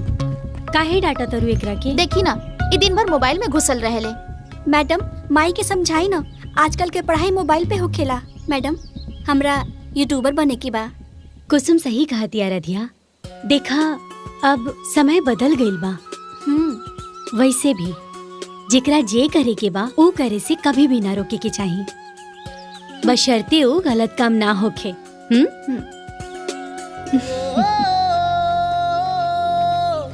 पंख नए हैं, नया आसमां, अब है नई उड़ान। सभे आज जे यहाँ मौजूद है, उस सब लोगन के हम प्रणाम करतानी। आज हमनी सभे जानतानी कि औरत मर्द से कंधा मिला के चलतारी। औरत और मर्द में कोनो फर्क नहीं खे रह गई।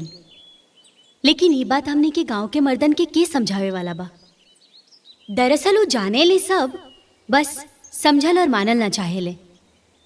कोनो बात ना, आज ये गांव के कोई भी औरत खुद के कमजोर ना समझे। बिल्कुल, समय बदल चुकल है, साधन बदल चुकल है। फिलहाल में हमने के पास जे भी संसाधन होखे, हमने के ओही से शुरू करे के चाहिए। देखी, समस्या कहाँ नहीं खे, हर जगह समस्या बा। लेकिन जहाँ समस्या रहेला, ओही जे ओकर समाधान भी रहेला साथ में। सबसे पहले हमने के अपने आप के पहचाने के हुई। हम का हई, हमने खुद के बतावे के हुई। त देखी, हिम्मत करी, एक कदम आगे बढ़ा। बहुत बढ़िया। चंपा, तोहरा सिलाई कढ़ाई आवेला ना अच्छा से?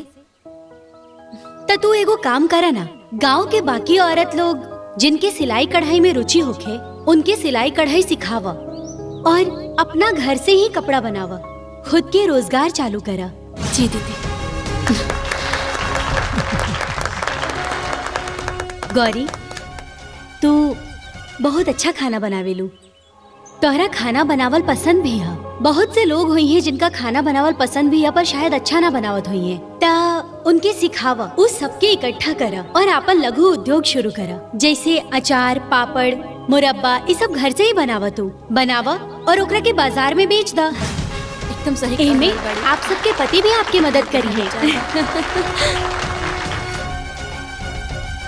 कोकिला, तू तब पढ़ल लिखल हऊ ना? काहे से कि तू पढ़ल लिखल हऊ त तहरा से कुछ उम्मीद जागल है। तू अपन गांव के बच्चन के पढ़ावा, घर से ही ट्यूशन पढ़ावल शुरू करा और साथ ही बच्चन के संगीत सिखावा। ठीक है? हाँ दीदी।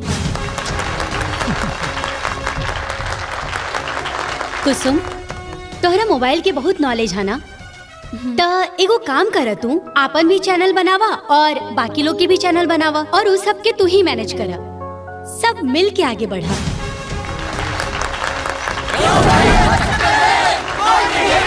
सरस्वती देवी, सरस्वती देवी, सरस्वती देवी, सरस्वती देवी।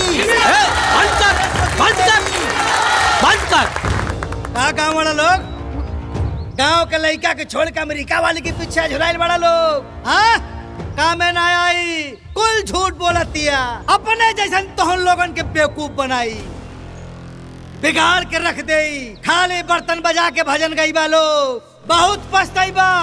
एक दिन तोहन लोगन के पता लागी कि तोहन लोगन के बरगलावत रहल हो, बेवकूफ बनावत रहल हो। अरे तू का राजनीति करबू? राजनीति करब हम गाँव तुम्हारा प्रधान बने चलल हई। अरे प्रधान बनी फुलमतिया।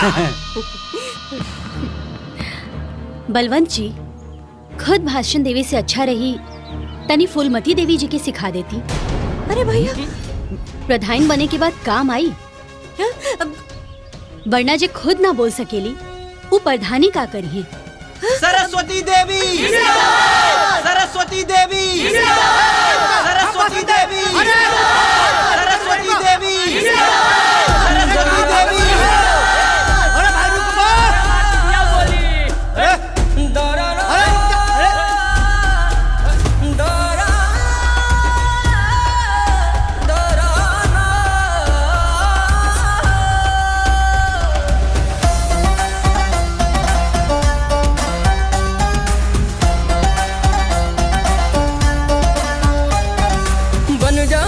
चिंगारी जब ज्वाला, चारों ओर उसी का हो बोलबाला। हो बन जाए एक चिंगारी जब ज्वाला, चारों ओर उसी का हो बोलबाला। खड़ी हो जो सुख दुख में सबके बांटे सबको प्यार। सारी दुनिया करे उसकी जय जयकार, सारी दुनिया करे उसकी जय जयकार। निधर दादा धनि धनि गने धनि धनि धर दादा धनि धनि बनी धनि धर दादा धनि धनि गने गने धनि धर दादा धनि बमरे द।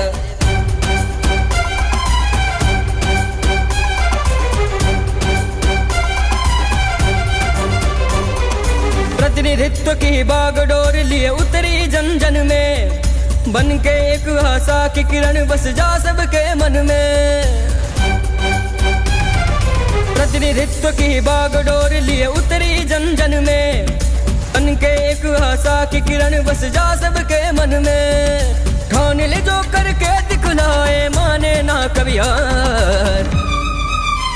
सारी दुनिया करे उसकी जय जयकार, सारी दुनिया करे उसकी जय जयकार।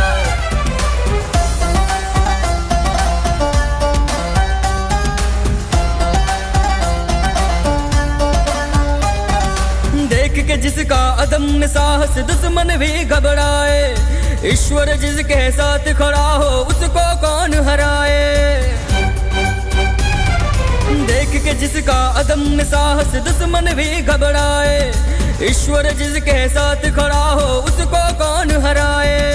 कदम से कदम मिला के चले भर जीत की हुंकार।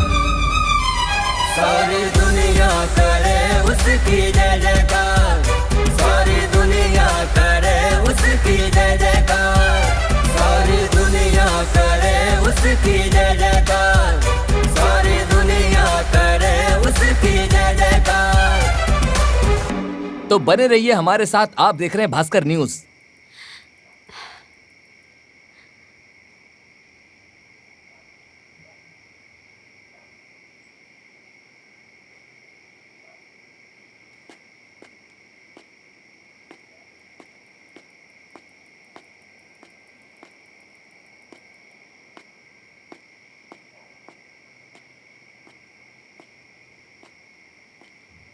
बेटी, अरे बैठा बैठा,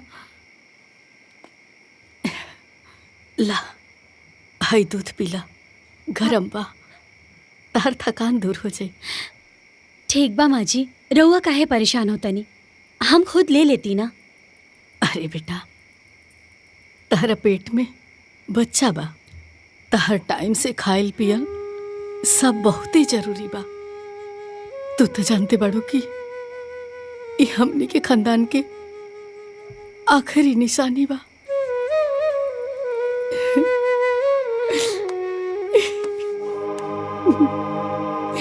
माँ जी धैर्य रखी माँ जी, सब ठीक हो जाए, भगवान पे भरोसा रखी।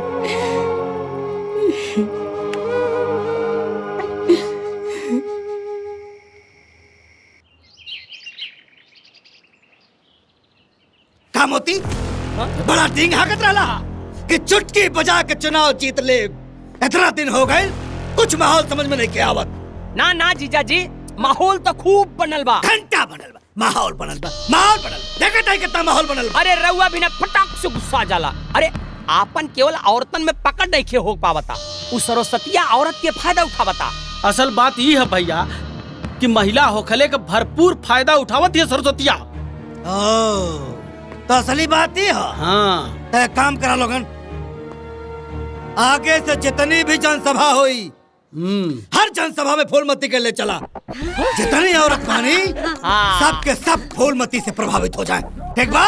वाह भैया वाह, एकदम रौला मचा दी है के। अब देखे कि होई का होता। का हो खदेरू? प्रणाम भैया, बैठिए। और हो नंदलाल? बैठल जाओ बैठल जाओ। और बताओ भाई, बढ़िया, तुम लोगन के गांव में सब ठीक ठाक चला था नु?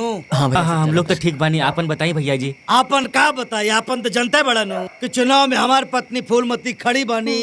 बस अभी जान ला भैया कि चाहे जैसे ताकत लगाता, जीत हमरे होके के चाहिए। अरे ये कोनो काहे वाली बात बा? भला रउआ के छोड़ के हम सब लोग कहाँ जावल जाए? अरे बहुत बढ़िया। एक बात बतावा भाई साहब लोगन, अगर हमरे भैया के छोड़ दिहल जा तो पूरा गांव जवार में क्या वैसन लीडर मिली? आए अभी लंदन से आयल बाटी, लंदन अमेरिका से बहुरिया, पूरा गांव फुदकत बाटी। ई तोहर लोगन का नेतृत्व कर पहिया 5 साल। बहुरा पागल बड़े, पागल बड़े। एगो बात बताओ भैया, जे अपन घर परिवार ना संभाल पावत हो, वो गांव के मेहरारू के संभारी? हम तो के बताई, सतर्क रहा लोगन। हमारा तो साजिश लगा था, तो लोग संभर जा, ना तो वो मेहरारू गांव के सब मेहरारू के चौपट कर दे। हाँ ए जी, हाँ, वो कोनो जादू करनी बिया का जे रउआ सब केहू के समझा रहल बानी? फूलमती, जब तोरे कुछ समझ में ना आवेला तक काहे मुंह खोले लू अपन? चुप रहो, हमन बतियावत तानी। हाँ तो भाई, हम जवन कहत तानी तवन समझ रहल बाड़ा नु? हाँ खूब समझ रहल बानी। हम लोगन के सोच समझ के ही आगे कदम उठावे के पड़ी। हे भैया, हम तो बहिनौरे आयल बानी, ये हमार जिज्जा हमार जिज्जी। हमका तो ज्यादा ना पता बा, लेकिन इतना जानत है जब से वो लड़की घरे आयल बा, अपन पूरा घर खा ले गई। हाँ देखा, हमका बहुत डर लागता। अब ओकर नजर जौन में ना पूरा गांव पे पड़ा बा। बचिया भैया, ना तो पूरा गांव वीरान हो जाई। ना ना, हम ही ना होके देव, रउआ निश्चिंत रही, हम लोग बलवंत बाबू के साथे बानी। वाह, जीत इन्हीं के होई। अरे भैया एकदम। तो हम लोगन समझदार हवा, गांव के प्रगति खातिर आपन जिम्मेदारी समझा और चुपचाप सबके समझा दा भैया। ठीक बा? और बाकी कोनो चीज को कमी होई तो हम माने लूं भैया। आराम से, आराम जिंदाबाद। पूरा गांव सुन ले, पूरा गांव में माहौल बनाओ। अच्छा जाके सबके बता दो। ठीक बा?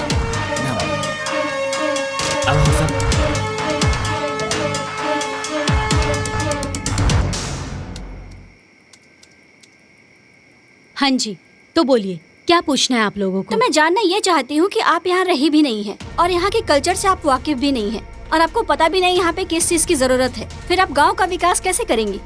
देखिए, जैसा आप सोच रही हैं वैसा बिल्कुल भी नहीं है। आजकल जमाना बहुत ही ज्यादा टेक्नोलॉजी के मामले में आगे बढ़ चुका है। नेट पे किसी भी तरह का कोई भी आंकड़ा निकालना बहुत इजी होता है। भोला, आंकड़ा दिखाओ। ये लीजिए, ये रहे हमारे गांव के आंकड़े। हमारे गांव में कुल 7,885 लोगों की जनसंख्या है, जिसमें से 40% जनरल, 25% ओबीसी, 20% एससी और 15% माइनॉरिटी। मुझे पता है कि मेरे गांव में सबसे ज्यादा किस चीज की आवश्यकता है। फिलहाल में हमारे गांव में मूल रूप से जो सबसे ज्यादा जरूरी है वो है महिलाओं का रोजगार और शिक्षा, एवं कृषियों को अच्छी व्यवस्था की जरूरत है, और कुछ लोगों को आवास और शौचालय की भी जरूरत है। तो इसके लिए आपने क्या सोचा है? इसके लिए हमारे पूर्व मुखिया स्वर्गीय अभय प्रताप सिंह ने कुछ योजनाएं बनाई थी, तो बस मैं वही पूरी करूंगी। चलिए, मैं मान लेता हूँ कि आप मुखिया जी की योजनाओं को पूरा करेंगी, लेकिन इसके अलावा भी गांव में और क्या जरूरी है? गांव में और भी प्रत्याशी हैं। जाइए, आप उन लोगों की भी राय ले लीजिए। धन्यवाद। नमस्ते जी मैडम, आप फूलमती से सवाल किया जाए। नमस्ते, मैं हूँ एनटीसी समाचार से रानी, और मैं आज आपसे चर्चा करना चाहती हूँ गांव के विकास के बारे में। तो फूलमती जी बताइए, गांव के विकास के बारे में आपकी क्या राय है? यस, बताओ। अब का बताई विकास के बारे में। जब से हम ई गांव में आयल बानी, विकास कहीं लौकते नहीं खे। पूर्व मुखिया जी कहत रहलन कि गांव के भलाई खातिर विकास जरूरी बा। एक दिन विकास ई गांव में लौट के जरूर आई। हमनी के लावल जाए विकास के, हाँ, हमनी के लावल जाए विकास के। लेकिन का विकास कहीं लौकता? एकदम ना। नानू, आ गल विकास? ना आइल ना। अरे कैसे आई? जब से हमार बिया टूट गई ओकरा से, उ जाके अपने भाई के ससुरारी बैठल बा।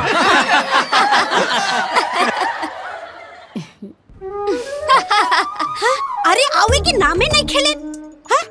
अब रउआ लोग के कोनो और इंटरव्यू चाहिए तो विकासवा के लगे चल जाओ ओकरे ससुरारी, ले ला इंटरव्यू। अरे पगली, ये विकास के बारे में बात करत हूँ। विकास मतलब उन्नति। अच्छा, उन्नति। उ विकासवा के मेहरारू हमार सहेलिया। अरे सतई में नाम कटवा लिए रहलू। हाँ, 7वीं क्लास में हमारे साथ छोड़ दे। अरे उन्नति मतलब प्रगति। गांव में जवन विकास भइल हो, तरक्की भइल हो, डेवलपमेंट भइल हो, ओकरा बारे में बात करता हूँ। बस समझ गई नी, समझ गई नी। हमरा के पता बा।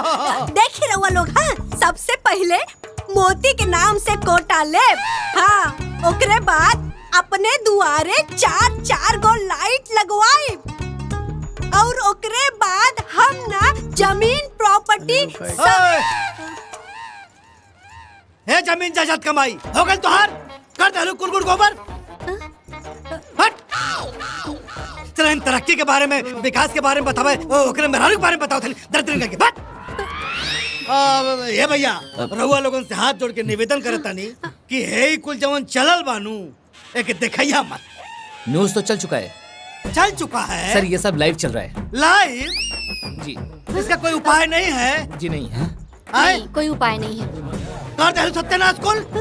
हाँ, हे भैया लेके जा, निकला लोगन। हे भैया लेके जा, निकला लोगन। लेके जा लोग। जा जा जा जा जा जा जा जा। चला ही जैसे। चश्मा लगा के जवन फूलन देवी बनल आउ तू, मार दे बक्से से के फफड़ा जाई तो अरब पे। अयो, खाए के मोटका चढ़ल हवन के। ई सारा भाई बहन दोनों चौपट करके रख दिए हमके। खत्म कर देले, सारे सत्यानाश कर देले। विकासवा के भला बताई, उन्नति के भला बताई। बिहाव टूटल रहल। हे भगवान, पता न कहां से हमारे माथे आके पड़ गईली। हे तालवन खड़ा खड़ा मौका देके तारा। जा लगन। जा भागा। तो के मार दे, फट जाए मुतार। सरस्वती जी जहां गांव के विकास के कार्यों के लिए बात करती हैं, वहीं फूलमती जी उस विकास के बारे में बात करने से कतराती हैं। उनको तो ये भी नहीं पता कि आखिर विकास है क्या। दिन भर तो हर चक्की चलत हो, फाट जेबू कौनो दिन। हाँ मोती, चुनाव का का माहौल हो? माहौल तो ठीक है बा, बाकी जौन औरत लोग बाड़ी वो खुल के सामने नहीं आवत। ये जाना था नहीं, कुछ सोचा? चिंता मत करा, सब आई हैं। हमारा पास ओकरा खातिर मंत्र बा। ई खोपड़ी के बाहर जौन हमार सफेद भइल हो, धूप में थोड़ा ही भइल हो, 30 साल के इलेक्शन का अनुभव हमारे पास हो। जनता का खूब पढ़ ले, चिंता मत करा। हाँ तो कोनो मंत्र बताई ना, ना तो खेला बिगड़ जाई। कैसे खेला बिगड़ जाई? हाँ, एक काम करा, तो हम लोगन 5-5 रुपया और 2-2 बोतल दारू आज रात में पूरे गांव में बांट दो लोगन। ठीक बा? ठीक बा। अगर बात देखिया रौला ना मच जाए तो कहिया। हाँ तो ठीक बा, अजवा रात से काम शुरू करब। हाँ, जा मोती, चला रात के मिशन की तैयारी कर जा। ठीक चला चला भैया, हमारा काम भी चलत बा। ठीक बा, ठीक बा भैया। जा ए जी एगो से वो खा ली ना। देवी जी पूरा जितना हो सकेलू, और तुम्हारे पास कोनो काम है ना? हाँ दरोगा साहब। हाँ बेटी, तो अच्छे से चला था ना सब प्रचार उचार? हाँ माँ, सब ठीक बा। सब जल्दी ठीक हो जाई। बाबू, रितु, माई। पढ़ाई करा। हाँ हाँ माई, हाँ का भइल बुआ? पता चलल बा गांव में बलवंत दारू मंगोले बा। उ रात में दारू और पैसा बाटी, ऐसे तो हमनिन के माहौले खराब हो जाई। हे भगवान, ई का करिया सन? अब का होखी माई? कुछो ना होई, रोआ लोग चिंता ना करी। चली तैयार हो जाई, प्रचार में चले के बा। हाँ बेटी, चल हमनी के तैयार बन जा। चल रे, चल चल भोला। चली आई। भाग।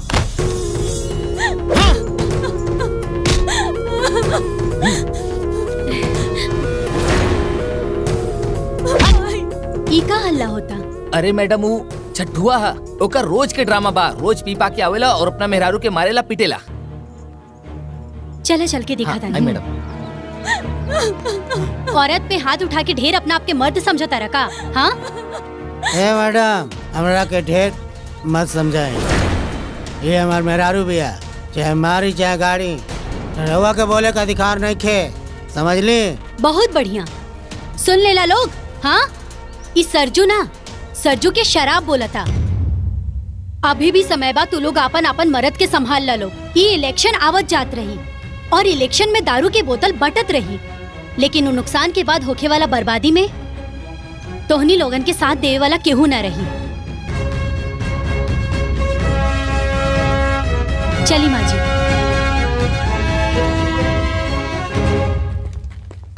और मारा, चला मारा। हाँ हाथ उठावा।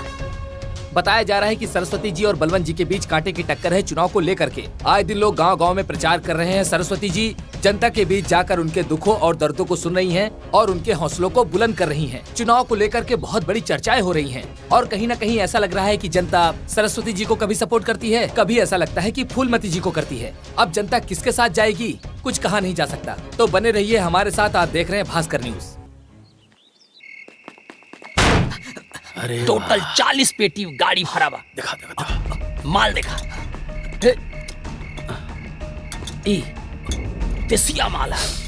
एकरा पीला से सुबह तक टनाटन दिद्दी परोट पड़ी।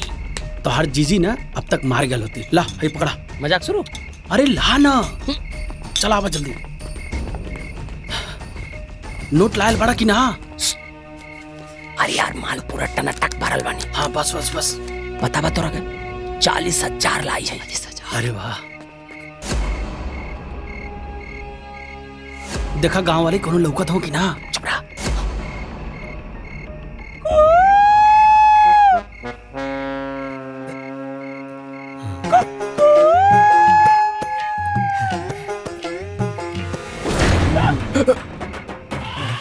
ढेर दारू पिए के शौक चढ़ेला तो के? कुल दारू पिए के शौक निकाल दे तो हर हम।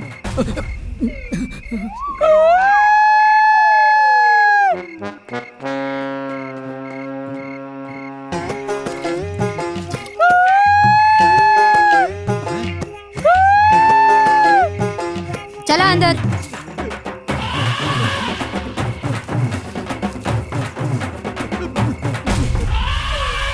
अरे कौन सिग्नल दे दो?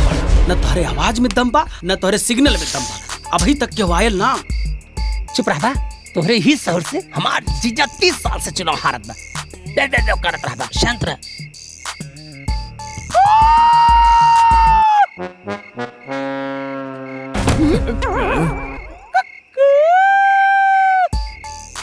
अरे तनका जोर से बोला। अरे मुंह बंद रखा ना, तोरा के चुनाव के बारे में कुछ पता बा? 45 बार हम चुनाव लड़ौले बानी। हाँ तो ठीक बा। चुप।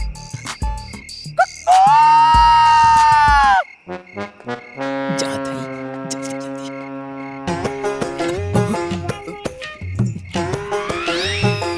कैसे जान गई?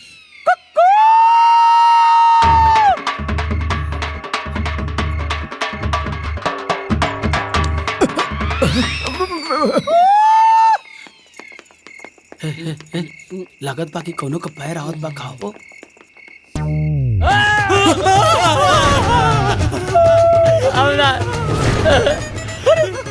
दारू गाड़ी ना लिए हम ना ए भाभी, अरे हम बलवंत सिंह उनका हम सार है।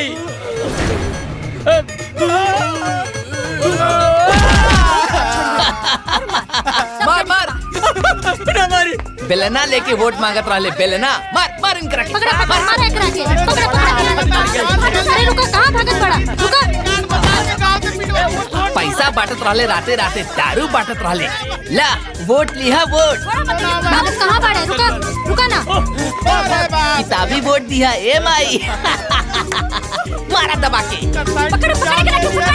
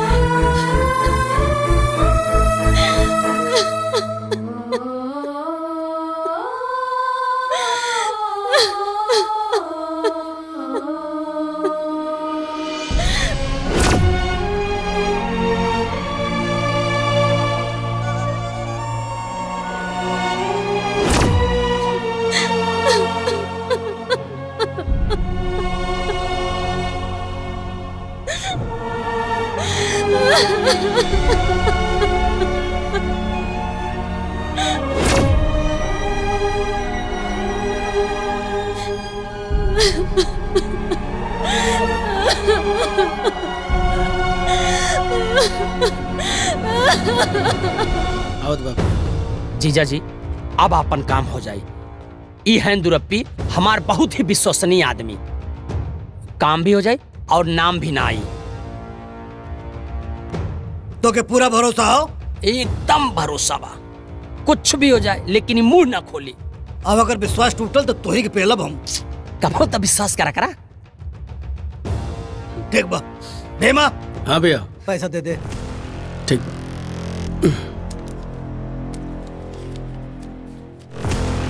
हेलो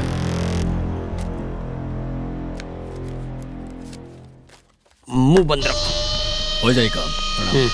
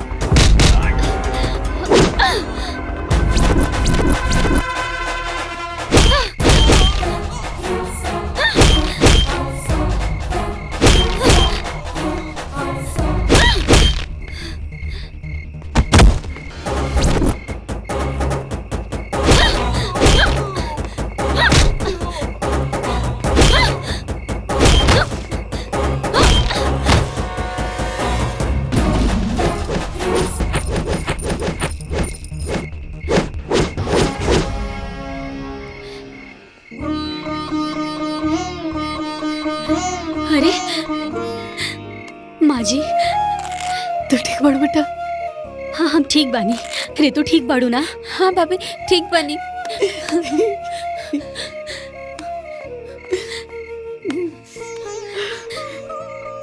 भोला,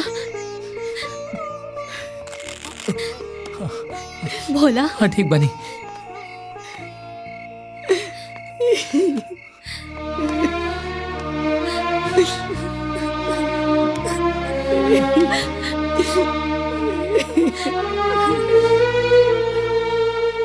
इस वक्त हम धर्मापुर ब्लॉक पर हैं, जहां पर दोनों प्रत्याशियों की वोटिंग चालू है। ऐसा बताया जा रहा है कि दोनों प्रत्याशी एक दूसरे पर भारी पड़ रहे हैं। आप देख सकते हैं कि मतदान शुरू हो चुका है और बहुत ज्यादा ही भीड़ उमड़ कर आई है।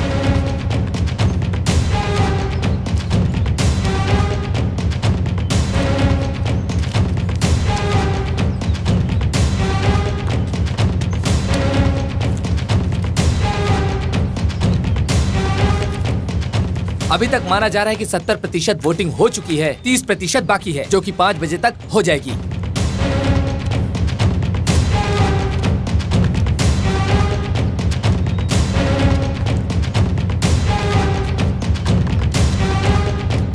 वोट तो पड़ गई, अब देखा केकर जीत होला। 4 गो मंडली जोड़ के ऐसे ही हल्ला करे के होके तो केहू भी प्रधान बन जाई। लेकिन ऐसन भइल तो बलवन के किस्मत तो धुला जाई, लेकिन हाँ गांव वालन के किस्मत में तो दुख लिखा जाई। सही बात बा ना? देखा भगवान के का मर्जी बा। अब तो काल वोट गिनला के बादे पता चली कि का होखे वाला बा। बलवंत के पलरा भारी लागता ई बार उहे जीते हैं। ऐसा ना बा, पूरब के टोला के वोट बलवंत भैया के झाड़ के गइल बा। उत्तर के टोला से लेके दक्षिण के टोला तक कुछ न कुछ वोट बलवंत भैया के पड़ल बा। तो इससे हमरा के लागता कि बारी बलवंत भैया ही जीत जाही। सही से, लेकिन कानो कान खबर मिलल बा कि सरस्वती के भी वोट सही पड़ल बा। भैया अभी कोनो भरोसा ना कइल जा सकेला जबले रिजल्ट ना आवे।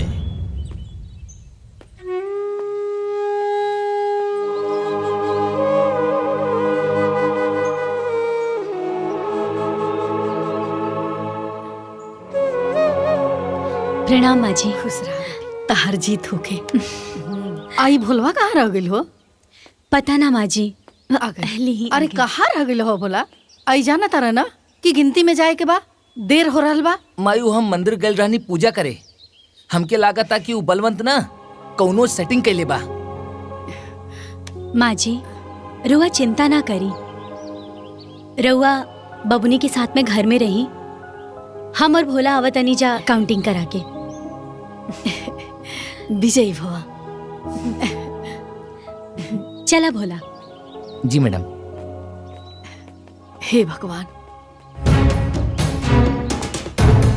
आप लोग शांति बनाए रखें। ग्राम पंचायत सेरवा की मतगणना शुरू हो गई है। मतगणना 3 चरणों में पूरी की जाएगी। आप लोग धैर्य बनाए रखें। चले क्या? सेरवा ग्राम पंचायत की पहले चरण की मतगणना पूरी हो गई है। फूलमती अपने निकटतम प्रतिद्वंदी सरस्वती से 150 वोटों से आगे चल रही है। देख लिया चाचा जी, ये सब हमार दिमाग के कमाल है और हमार सेटिंग के कमाल है। पैसा के वजन काफी बा, कौना भी कीमत पे हमरा के चुनाव जीते के बा। कुछ भी करिया, ई बार हमार बहनिया के चुनाव जिता। ठीक है, हो जाएगा। ऐसा है तुम्हारा टकला नहीं कंप्यूटर है। तुम एक काम करो, फटाफट जाओ माला और मिठाई लेकर आओ बेटा। सेरवा ग्राम पंचायत के दूसरे चरण की मतगणना पूरी हो गई है। दूसरे चरण में सरस्वती अपने निकटतम प्रतिद्वंदी फूलमती से 350 वोटों से आगे चल रही हैं।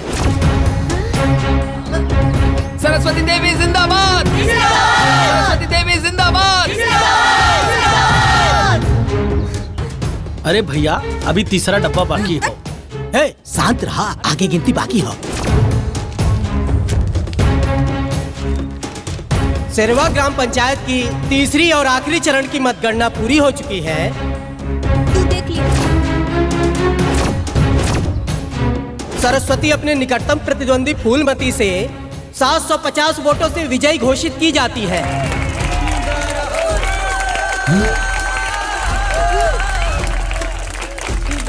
जैसा कि आप सभी देख पा रहे हैं कि इस चुनाव को सरस्वती जी जीत चुकी हैं और वो भी 750 वोटों से।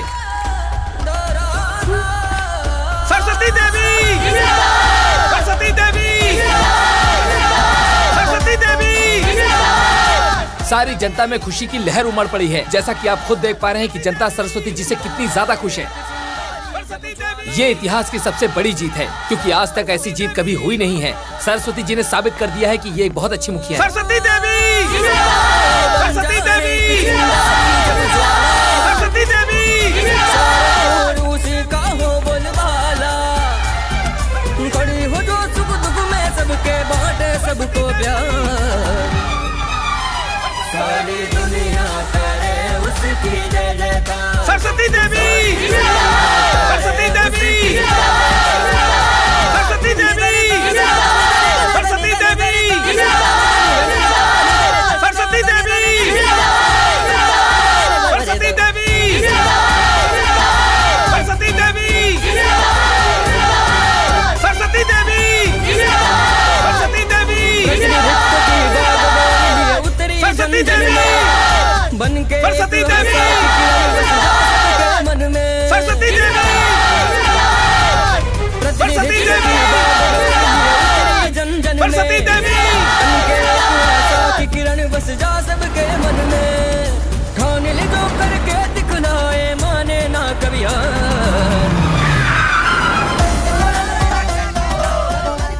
इस समय हम सरस्वती जी के घर के बाहर खड़े हैं और सारी जनता उनके घर के बाहर है और बहुत ही ज्यादा खुश है जनता।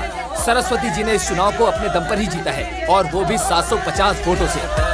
उसकी जय जयकार, सारी दुनिया करे उसकी जय जयकार। सारी दुनिया करे उसकी जय जयकार। प्रणाम माँ जी। खुश रहा बेटा। आज हम बहुत खुश बानी। तू हमारा कुल के मर्यादा रख देलू। तू हमार बहू ना, हमार बेटा बड़ू। तू हमारा खानदान के मान सम्मान अभिमान बड़ू। तहरा पे हमरा बहुते गर्व हो रहल बा। ना माँ जी, अभी हमार कर्तव्य पूरा नहीं खे भइल। भोला जी मैडम। फोन दा।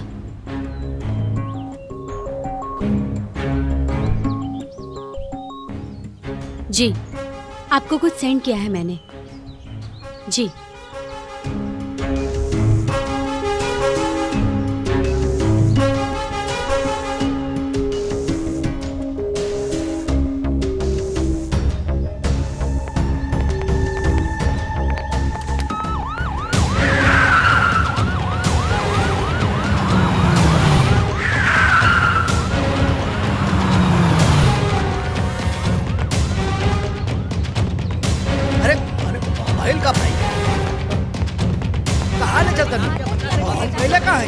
अरे भाई हमारा गुनाह बतेवा लोगन बताइए, ये तो गलत हो रहा है। अरे भाई कौन लोग हटा यार, माइक लेके आओ। ना ना हमको कुछ नहीं क्या बोलेंगे। बलवंत जी बताइए। अरे हम आपको बताना ही होगा। ना ना ना ना ना ना ना के लालच में मुखिया जी ने हत्या की थी।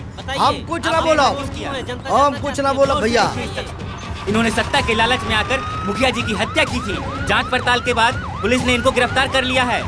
बहुत बड़ी खबर का खुलासा हुआ है। पूर्व मुखिया के परिवार जिनकी हत्या हो चुकी थी, उनकी हत्या का खुलासा हो चुका है। उनकी हत्या में उनके गांव के ही बलवंत सिंह, भीमा और मोती हैं। उन्हें आज ही पुलिस ने पकड़ लिया है। नमस्कार, आप देख रहे हैं भास्कर न्यूज। आज हम फिर से एक बार शेरवा गांव में पहुंच चुके हैं, जहां पर सरस्वती जी ने अपने प्रतिद्वंदी को हरा करके ग्राम प्रधानी का चुनाव भारी मतों से जीत लिया है। सरस्वती देवी जिंदाबाद।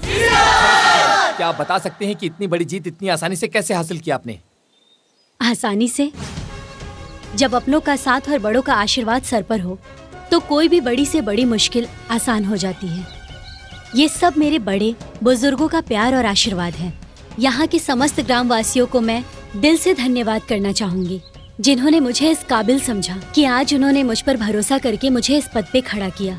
और मैं उन सबसे वादा करना चाहूंगी कि मैं आपका भरोसा हमेशा कायम रखूंगी। अभी अभी पता चला है आपके परिवार के कत्ल के बारे में। बलवंत सिंह, भीमा और मोती गिरफ्तार हो गए हैं। इस पे आप क्या कहना चाहेंगी? अभी तो सिर्फ मैडम वो गिरफ्तार हुए हैं। अभी तो उन पर बहुत कुछ मुकदमा चलना बाकी है। तो आपके पास कोई सबूत है? आपको क्या लगता है उन्हें गिरफ्तार किस बिहाफ पे किया गया है? मेरे पास पुख्ता सबूत है उनकी गिरफ्तारी का। सबूत है? कैसा कैसा सबूत है? एक्चुअली मेरे दादाजी के कमरे की सफाई करते वक्त मुझे मेरे दादाजी के कमरे में हिडन कैमरा मिला था।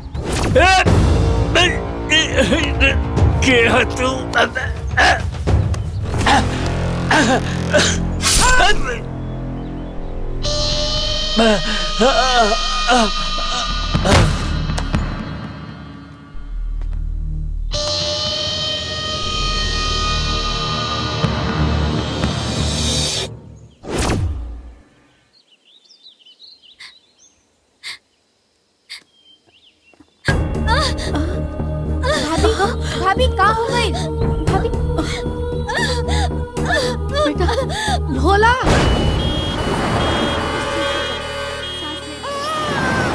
बधाई हो, लइका भइल बा। भगवान के आशीर्वाद से जच्चा और बच्चा दोनों ठीक बाड़े।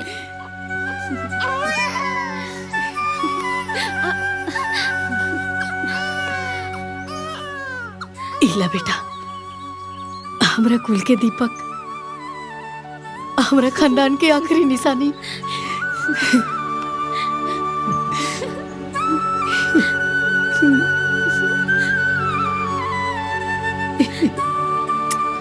बधाई हो।